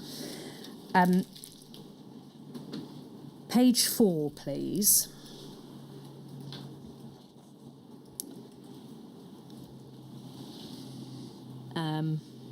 BQ, that's you. Yes. And you're recorded as having introduced the case of Dougal. So this is Rohit Dougal murder, which took place on the 11th of July, 1992. Highlighted the fact that this murder also took place in Wellhall Road a few months before the death of Stephen Lawrence, pointed out that the uncle of Dougal was quoted in the press as being supportive of the police approach to the case. So, is the correct interpretation of that you were raising some evidence of a racist murder in which the police were deemed by close relatives to have acted properly? I think that's the point that was being made. Yeah. I'm pretty sure of it, yes. Do you recall that the investigation of that case was, however, criticised because it was one in which the police apparently were dilatory about describing it as a racist murder? Do you recall any discussion of that or acknowledgement of that in these meetings, despite the fact the uncle may have been... Despite the facts? The uncle may have been apparently pleased with the way it was investigated, that there had been criticism of the way it was investigated. It could well have happened, that discussion. I mean, I didn't take the note, and how comprehensive this note is, it doesn't look that comprehensive, but yeah, I can't really comment on whether we did discuss that in detail, but or how much discussion there was, I just can't recall. Sure. But you have no positive recollection of there being discussion around that murder and the way it was handled, particularly? Don't worry if not. I mean, I appreciate it's a long time ago. I couldn't honestly say Sure. I can remember. We can take that down, please. If we could bring up some more meeting minutes. This is MPS 0749705, tab B48. These are meeting minutes that have been typed up by an MPS lawyer so as to include all matters that are not covered by legal professional privilege, Mr. Quick. So it's a summary of a number of meetings held around this time. Page 3, please. This relates to a meeting of the held on the 7th of August 1998. We can see from the list of attendees at paragraph 4 that you're there, Superintendent Thornton, and we can see that Acting Detective Inspector Walton is there too, along with the MPS Council team and some members of the DLS. Paragraph 5 reads, the meeting was opened by AC Johnson, who explained that its purpose was to discuss the content and style of the submissions to the inquiry. During the course of the discussion, Superintendent Thornton and Superintendent Quick gave their views of the Part 1 submissions. Assistant Commissioner Johnston provided detail as to the Commissioner's view. So the fact that the purpose of the meeting was to discuss the content in addition to the style, would you agree that that's indicative that at this stage there was still some work going on the substantive part of the submissions? It wasn't just about tweaking the style. The drafts were quite advanced at this stage, so it may have been about, should anything be added? Yep. Should anything not be included that wasn't sufficiently relevant or appropriate? But I don't think. All I can say is I think it was largely written by that time. You've done the bulk of the work. The first drafts had been written and been through several layers of quality assurance or review, if you like. And got up and down so to Grieve and then up to the Commissioner and back down again. Yes. Page 4, please.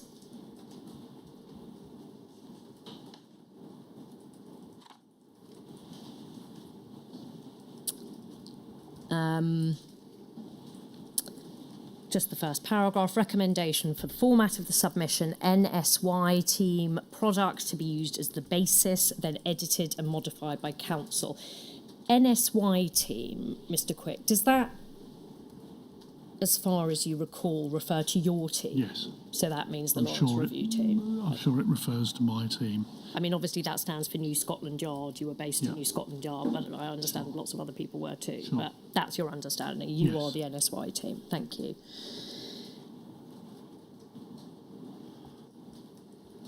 And it accords because there was then a period where Jeremy Gompertz and Jason Beer went through all of the draft material with their sort of legal eyes over it, if you like. Yeah. And they undertook some editing or modification, or suggested some edits. Yeah. Okay. Thank you. If we just scroll down, zoom back out, please, and then look at the record of the following meeting. So the meeting dated the 13th of August 1998 at 8 a.m. So this is the day before the meeting that Richard Walton had with Lambert at HN81. Now we can see in the list of attendees here that you were there, but Richard Walton isn't at this meeting. Again, I appreciate it's a long time ago. Do you have any recollection of why he was not at this meeting? He does appear again in a later meeting, so it doesn't appear to be the case that he's left. I don't honestly know why he wasn't at that meeting. What does it say what the meeting was for? Well, we can have a look at paragraph 8. It says the meeting was opened by AC Johnston, who explained the meeting was called in response to a memo received from Jeremy Gompertz QC. AC Johnston made the following introductory comments. Time is pressing on. There's a need to establish a final collective position. And then outlined some understandings from the previous meeting. Does that help you at all? Not necessarily. I do recall there were times when Richard Walton wasn't available. Quite often he went back to Special Branch to do bits of his day job. In fact, all of the officers at different times had to go back to their home posting. Okay. Oh, that's interesting. So they weren't, stuff. it's good to clarify that. So they weren't with you full time, they were multitasking. Almost full time, but inevitably, when they're seconded at such short notice, there'll be things back at the ranch, if you like, that hadn't been done, or they had to rush back and finish something, or attend to something that had come up. So all of the officers on my team at different times had to go back to their home units. So it may just have been that he had another could have been pressing matter to deal with at Special Branch. If we could just scroll down, please, to paragraph 9.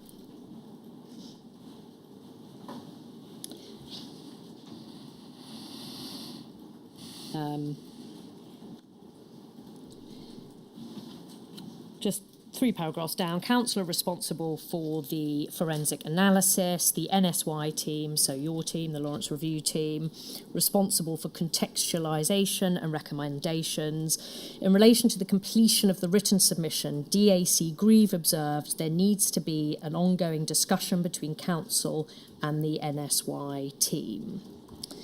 And it's recorded at the bottom, NSY team will be the authors of race, corruption, competence summaries. Council will need to comment on these. And that's attributed to A.C. Johnson. Again, would you agree that that indicates that, again, some substantive work was still extant and that Walton was still involved in doing some drafting? I think that it does suggest that, yes.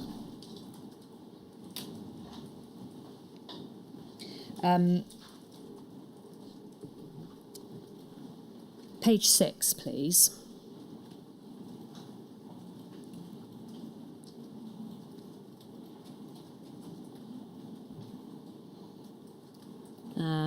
Sorry, bear with me. Next page, please. Oh, no, apologies. At the top, no, apologies. I missed it. If we go back. Yeah, just at the top of the page. Race, New Scotland Yard submission is excellent. Council need only add a small factual input, e.g. RIU, so the Racial Incidence Unit at Plumstead, Jeremy Gompertz, QC. Richard Walton makes the point that this shows that his work was complete. The chapter on race was chapter 15. The chapter issues of race was chapter 19. Yes. Would you agree that this indicates that perhaps chapter 15 was complete, but that in light of some of the other points made, it seems that chapter 19 perhaps wasn't? I mean, I understand it's difficult to say, but this bit at least suggests that chapter 15 was there, more or less. Yes, I think both chapters were, actually. Right. By this time, they were pretty much written. As I said earlier, because it was such a seminal topic, we, Nick F. Grave and myself were heavily involved in that, although Richard wrote it and did most of the work. Yeah. We were quite heavily engaged in it, Right.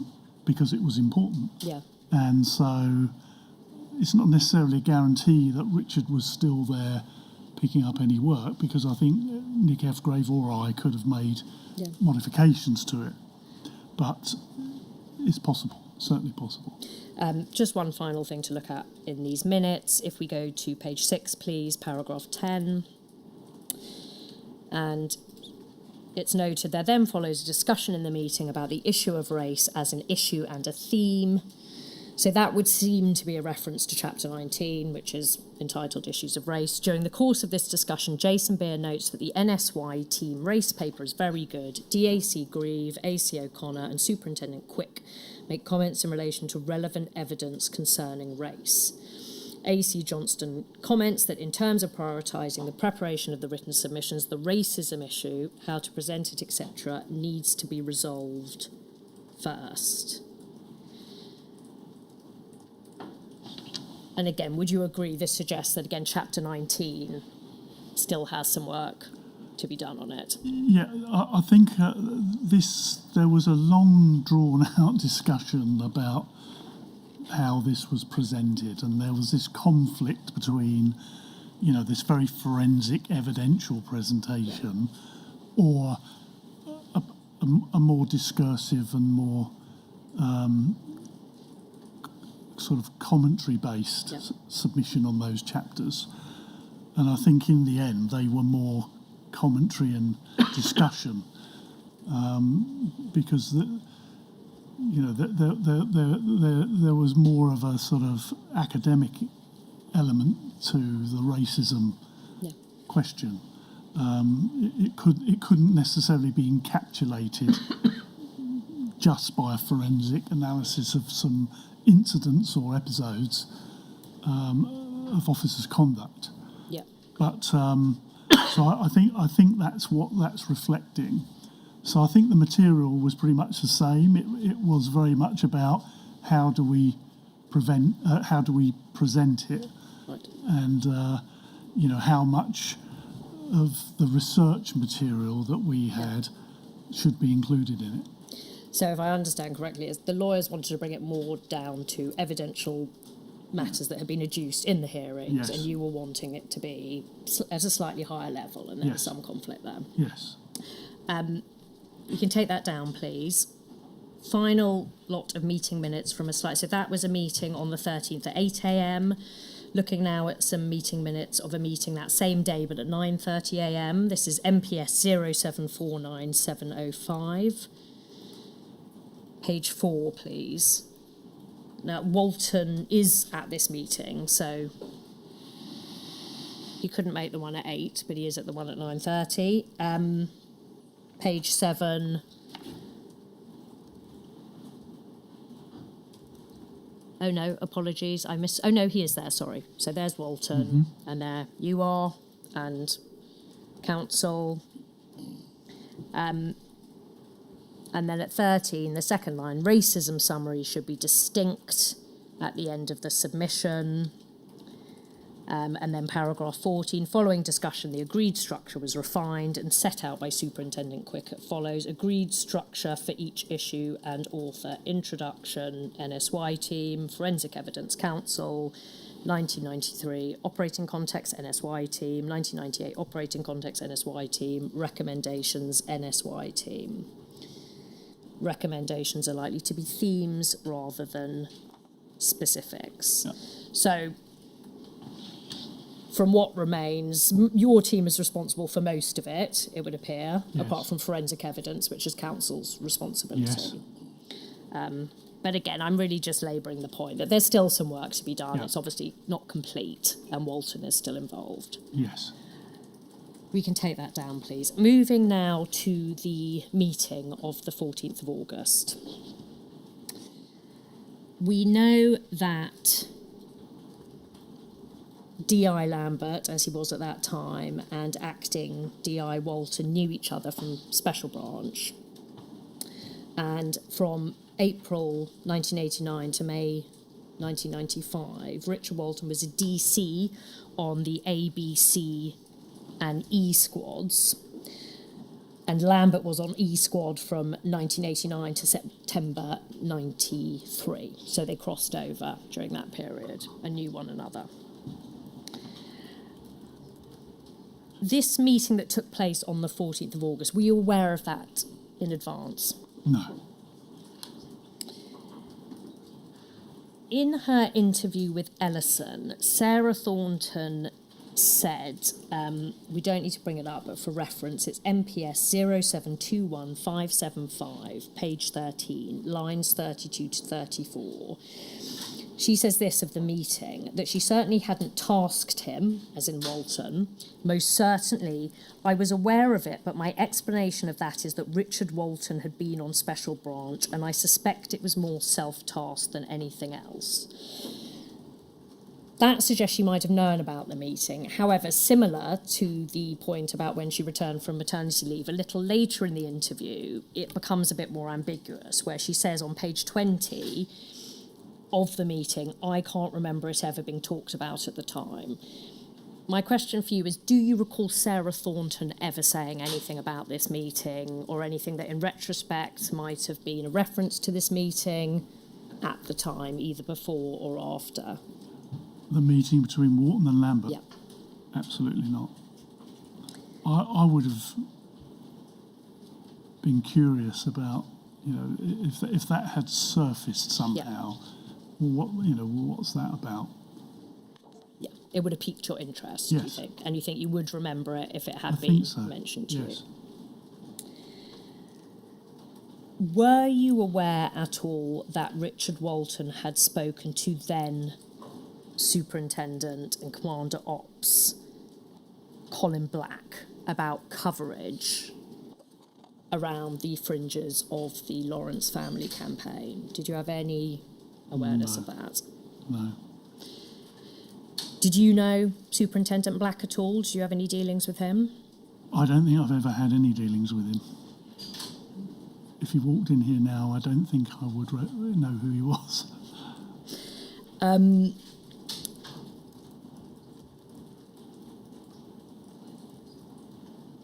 Robert Lambert said to Mark Ellison that the meeting was arranged at the request of senior management, so someone above DCI HN58, who was head of the SDS at the time, and that the reason for the tasking was that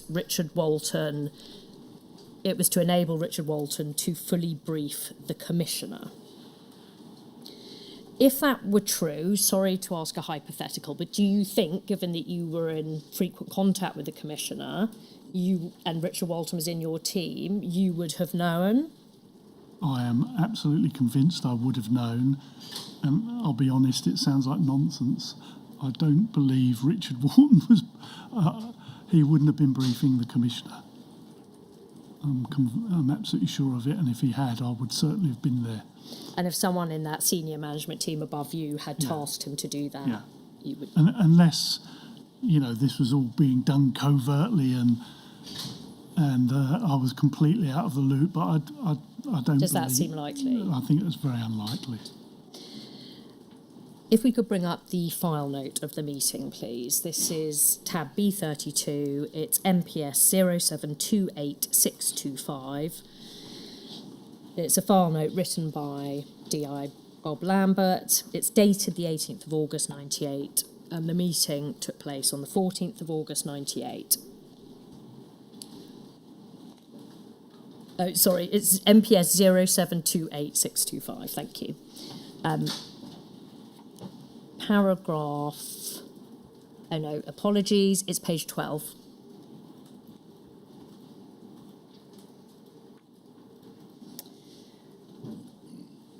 Entitled File Note, Windmill Tilter, that's the code name for HN81, who's an SDS officer.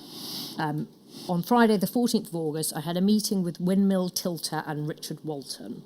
Richard is currently working with the Stephen Lawrence review team. Windmill Tilter talked about the Lawrence inquiry from a movement for justice perspective, and Richard Walton from his. It was a fascinating and valuable exchange of information concerning an issue which, according to Richard Walton, continues to dominate the Commissioner's agenda on a daily basis.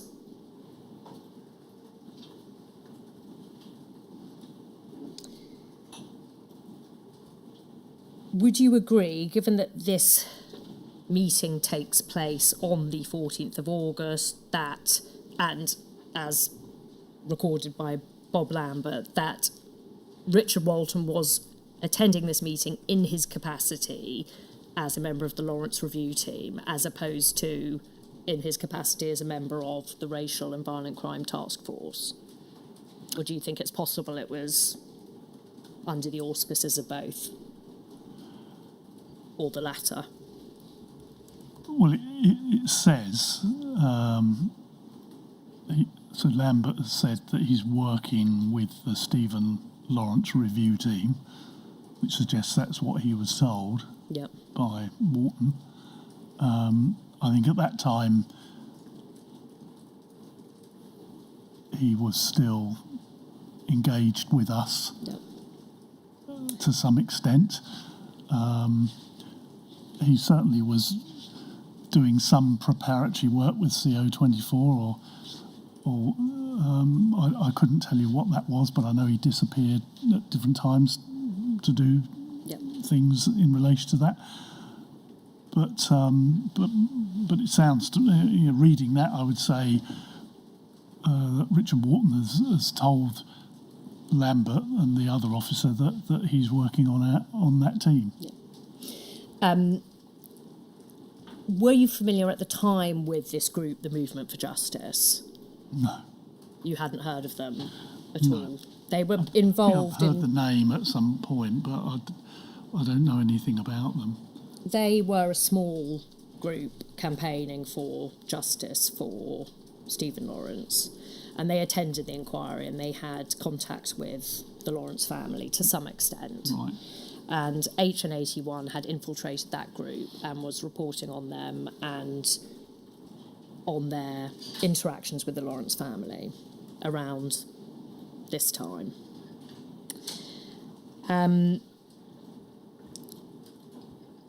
When it says in paragraph 1, it was a fascinating and valuable exchange of information concerning an issue which, according to Richard Walton, continues to dominate the Commissioner's agenda on a daily basis.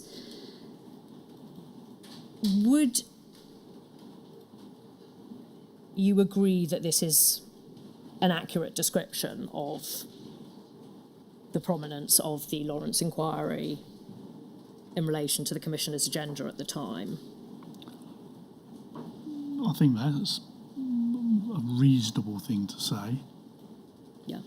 It was a very high priority thing at that time. What was this, August 14th? So yeah, that's not an unreasonable statement to make. Yeah. Probably an obvious statement. If we could look at paragraph 2, please.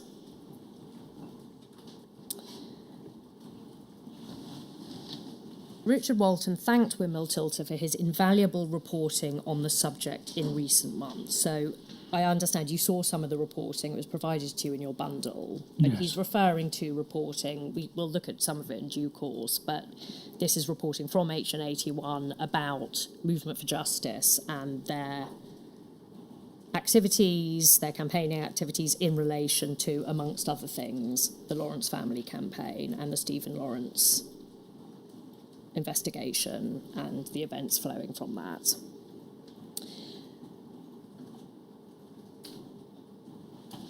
Do you recall at any point Richard Walton saying anything to you about receiving useful reporting on campaign groups around the Lawrence family? No. Never came up in any of the meetings, any private conversations? No. Is that an assertion that he did not say it, or that you can't remember?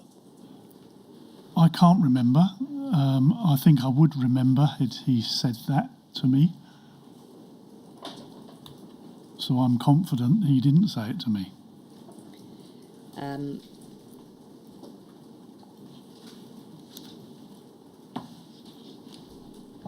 Would you agree that intelligence about groups around a justice campaign, so like the Lawrence family campaign,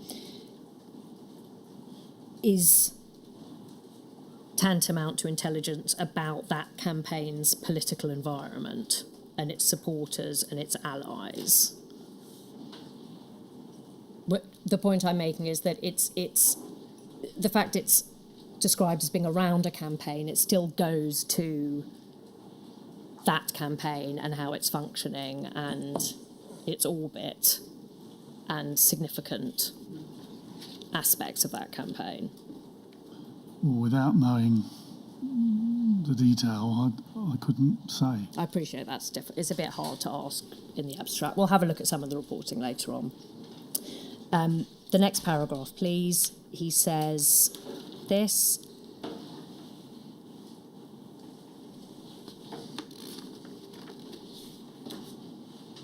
Apologies, paragraph 2. Richard Walton thanked Wimell Tilter for the invaluable reporting. Paragraph 2 just at the top. An in-depth discussion enabled him to increase...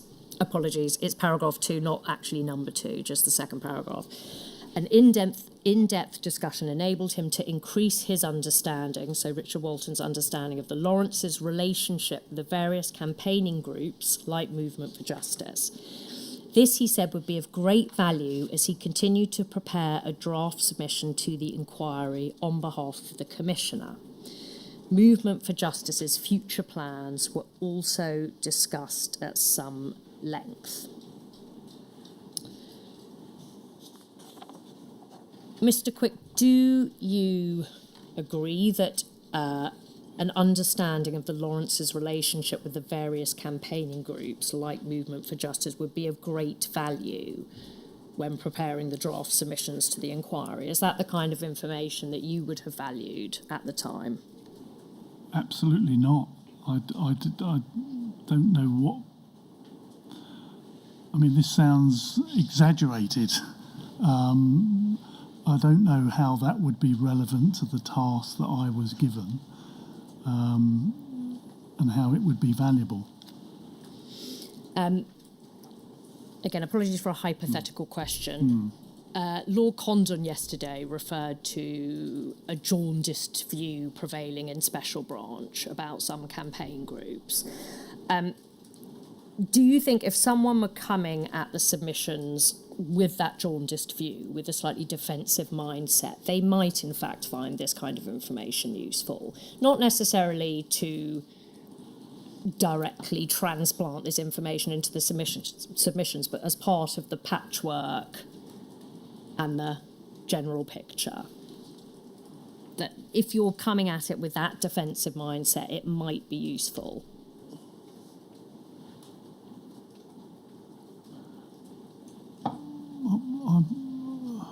I'm not sure how it would be useful. Paragraph 3, please. Not actual number paragraph 3, just that one. Thank you. Richard Walton explained a lot of the behind-the-scenes politics involving the Home Office. It emerged that there is great sensitivity around the Lawrence issue, with both the Home Secretary and the Prime Minister extremely concerned that the Metropolitan Police could end up with its credibility in the eyes of London's black community completely undermined. Richard Walton explained the 3 main areas that his team is addressing. Just pausing there. Is that accurate? Were you made aware that the Lawrence issue was one that was causing extreme concern with the Prime Minister, Blair, at the time, and Jack Straw, the Home Secretary, and they were worried about the Met's credibility? No one ever said that to me. You wouldn't need to be a rocket scientist to work that out for yourself, but I don't think anyone ever said that to me. Right, you weren't briefed in those? No, definitely not. Then looking just at the rest of that paragraph, the 3 main areas that your team were purported to be addressing. Number 1, if we could zoom out, please. Yep, then number 1, how to respond to the charge of institutional racism. Here, the team seems likely to admit the essence of the charge. What is exercising their minds is merely the terminology. There is a preference for phrases like unconscious racism, a lack of understanding of black culture. The team realises that, however expressed, such a frank admission of failure will shock many serving police officers who have thus far been fed a much more upbeat response to the inquiry in the job. So the suggestion here, as recorded by Lambert, appears to be that the review team understand the Met are to some extent going to have to fall on their sword, but that they don't like the phrase institutional racism. So they don't disagree, if I read this correctly, that they don't disagree with the substance of the charge, but they object to that phrase. Is that an accurate representation of the commonly held views at the time? Well, I'm not sure it really reflects it. I mean, we've already gone through the fact we wrote a paper saying that, this definition, if you like, is being applied to the organisation, and we have to acknowledge it. Now, there were mixed views in the organisation about that term, and people's views have probably changed over the years on it. Yeah. But I don't recall, there was certainly concern at the top of the Met about the impact of applying that to the organisation. Yeah. And how that would be understood by rank and file officers, particularly, but others. Paragraph 2, how to handle the second stage of the public inquiry. Richard Walton explained that the Commissioner plans to stage a series of public forums in the months ahead, at which he will attend personally and set out the Met's position. One proposed venue was Lambeth Town Hall, and Wimmill Tilter was able to advise Richard Walton of the vulnerability that such a meeting would have to disruption from Movement for Justice and local black youth. Again, do you recall Richard Walton imparting to you any information of that kind about public order, issues relating to the Commissioner's appearance at public forums? I don't recall that. I don't recall that he was doing these public forums. I mean, he probably was, but I don't remember them. And it follows clearly that you don't recall anything about his perhaps being vulnerable if he appeared at certain locations. No, but I mean, that again would stick out in my mind, you know, if the Commissioner was putting himself at some severe risk of harm, then I think I would remember that. The next paragraph at 2 reads, as regards the second stage itself, there continue to be daily discussions within Richard Walton's office as to the best tactics to adopt. The question of the Commissioner's resignation and that of his assistant, Ian Johnson, is regularly addressed. Is that an accurate depiction of discussions that were taking place within the office about the second stage? Were you discussing tactics? I don't remember the issue of the Commissioner's resignation being discussed. Doreen Lawrence had called for it on the 30th of June. Right. But you don't recall? No. I'm aware of the time, sir. I don't think... Well, I can probably finish this document in 5 minutes. Would you prefer? Certainly do that. Yeah. It's sensible to finish it a is. topic. It is, indeed, it's cleaner. If we just look at 3, please. How to regain the confidence of the black community.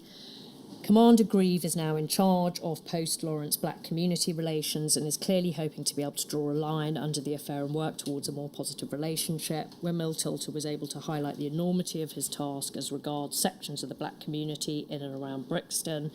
He was also able to provide Richard Walton with some specific and positive information as regards those community groups who might be prepared to build bridges. Again, were you privy to any of this information as regards your work on the diversity strategy or conversations with DAC Grieve? No. I mean, this, wouldn't really have been very relevant to my immediate focus of getting this submission written and agreed and printed. Yeah. But no, I don't remember anything about that. And nothing about building bridges with the black community and the best ways of doing that and groups who might be open to that? Well, we certainly, when we were talking about diversity strategy, a big theme in that was winning back trust and confidence. Yeah. But in terms of groups, who were prepared to work with the Met, I'm sure there were, but I know nothing about that, and I didn't know anything about it at the time. Right. Over the page, please.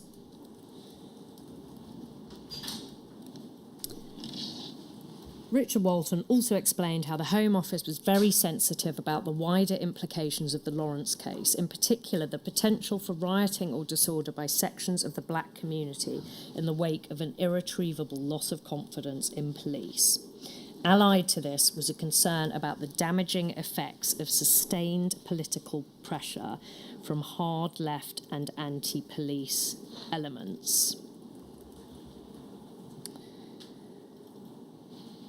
I mean, some of this just doesn't sound right to me. I mean, why doesn't it sound right? Well, Richard Walton talking about the Home Office was very sensitive. I mean, where did he get that from if he did say that? Because you could surmise that the Home Office might be concerned about the inquiry and how it was going and the evidence emerging, but, very sensitive to the wider implications of the Lawrence case. How would Richard Walton know that? I didn't know it. I hadn't heard that. Right. Well, you've preempted my next question, as I was going to say, had you heard anything along these lines? I mean, on one reading, it almost sounds like Richard Walton is tasking HN81, as in, these are our concerns, you know, intelligence about this might be useful.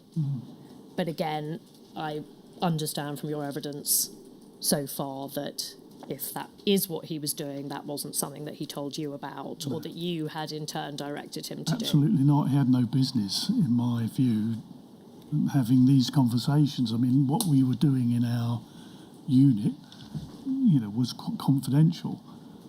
And so, you know, he didn't have my permission to share this detail with other parts of the Metropolitan Police. So I'm very, you know, disappointed to read this if this is an accurate reflection of the conversations. So that was a breach of confidence, Yes. if it were accurate. Yes. Is it accurate that there was concern within your team and the senior management team about the damaging effects of sustained political pressure from hard left and anti-police elements on the relationship between the black community and the police?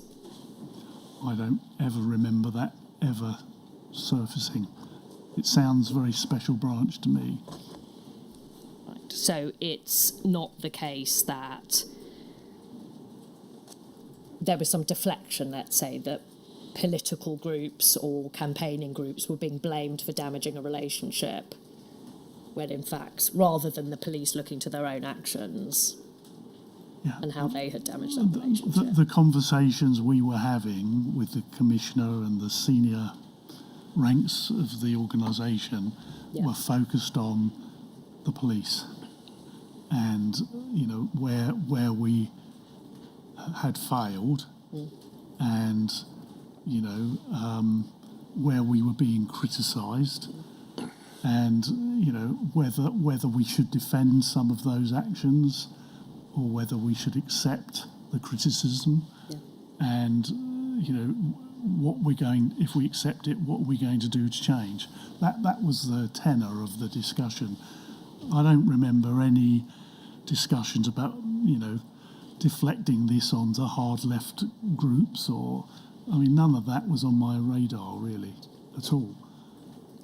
I appreciate that you've said you didn't know about this meeting in advance or subsequently. Again, apologies for finishing on a hypothetical. If you had learned about this meeting at the time, I appreciate you were working under people of senior rank, but do you think you would have advised or been of the mind that the fact of this meeting should have been disclosed to the inquiry? I may have come, I mean, it is hypothetical, but I would like to think I would have come to that conclusion. I would certainly, I think alarm bells in my mind would have gone off about, receiving intelligence related to the family. And clearly, we were in this semi-adversarial process, and the family were, opposing a lot of what the Met had done, or challenging a lot of what the Met had done. So the ethics of this would immediately have caused me a lot of concern, and my team. I think we would have said, well, how can we justify this? So I think that is a good point to stop today. Certainly. My understanding, and please correct me if I'm wrong, is that if, as we're going to, we start at 9:30 tomorrow, there is a reasonable chance that the evidence of this witness will be finished by 10:30.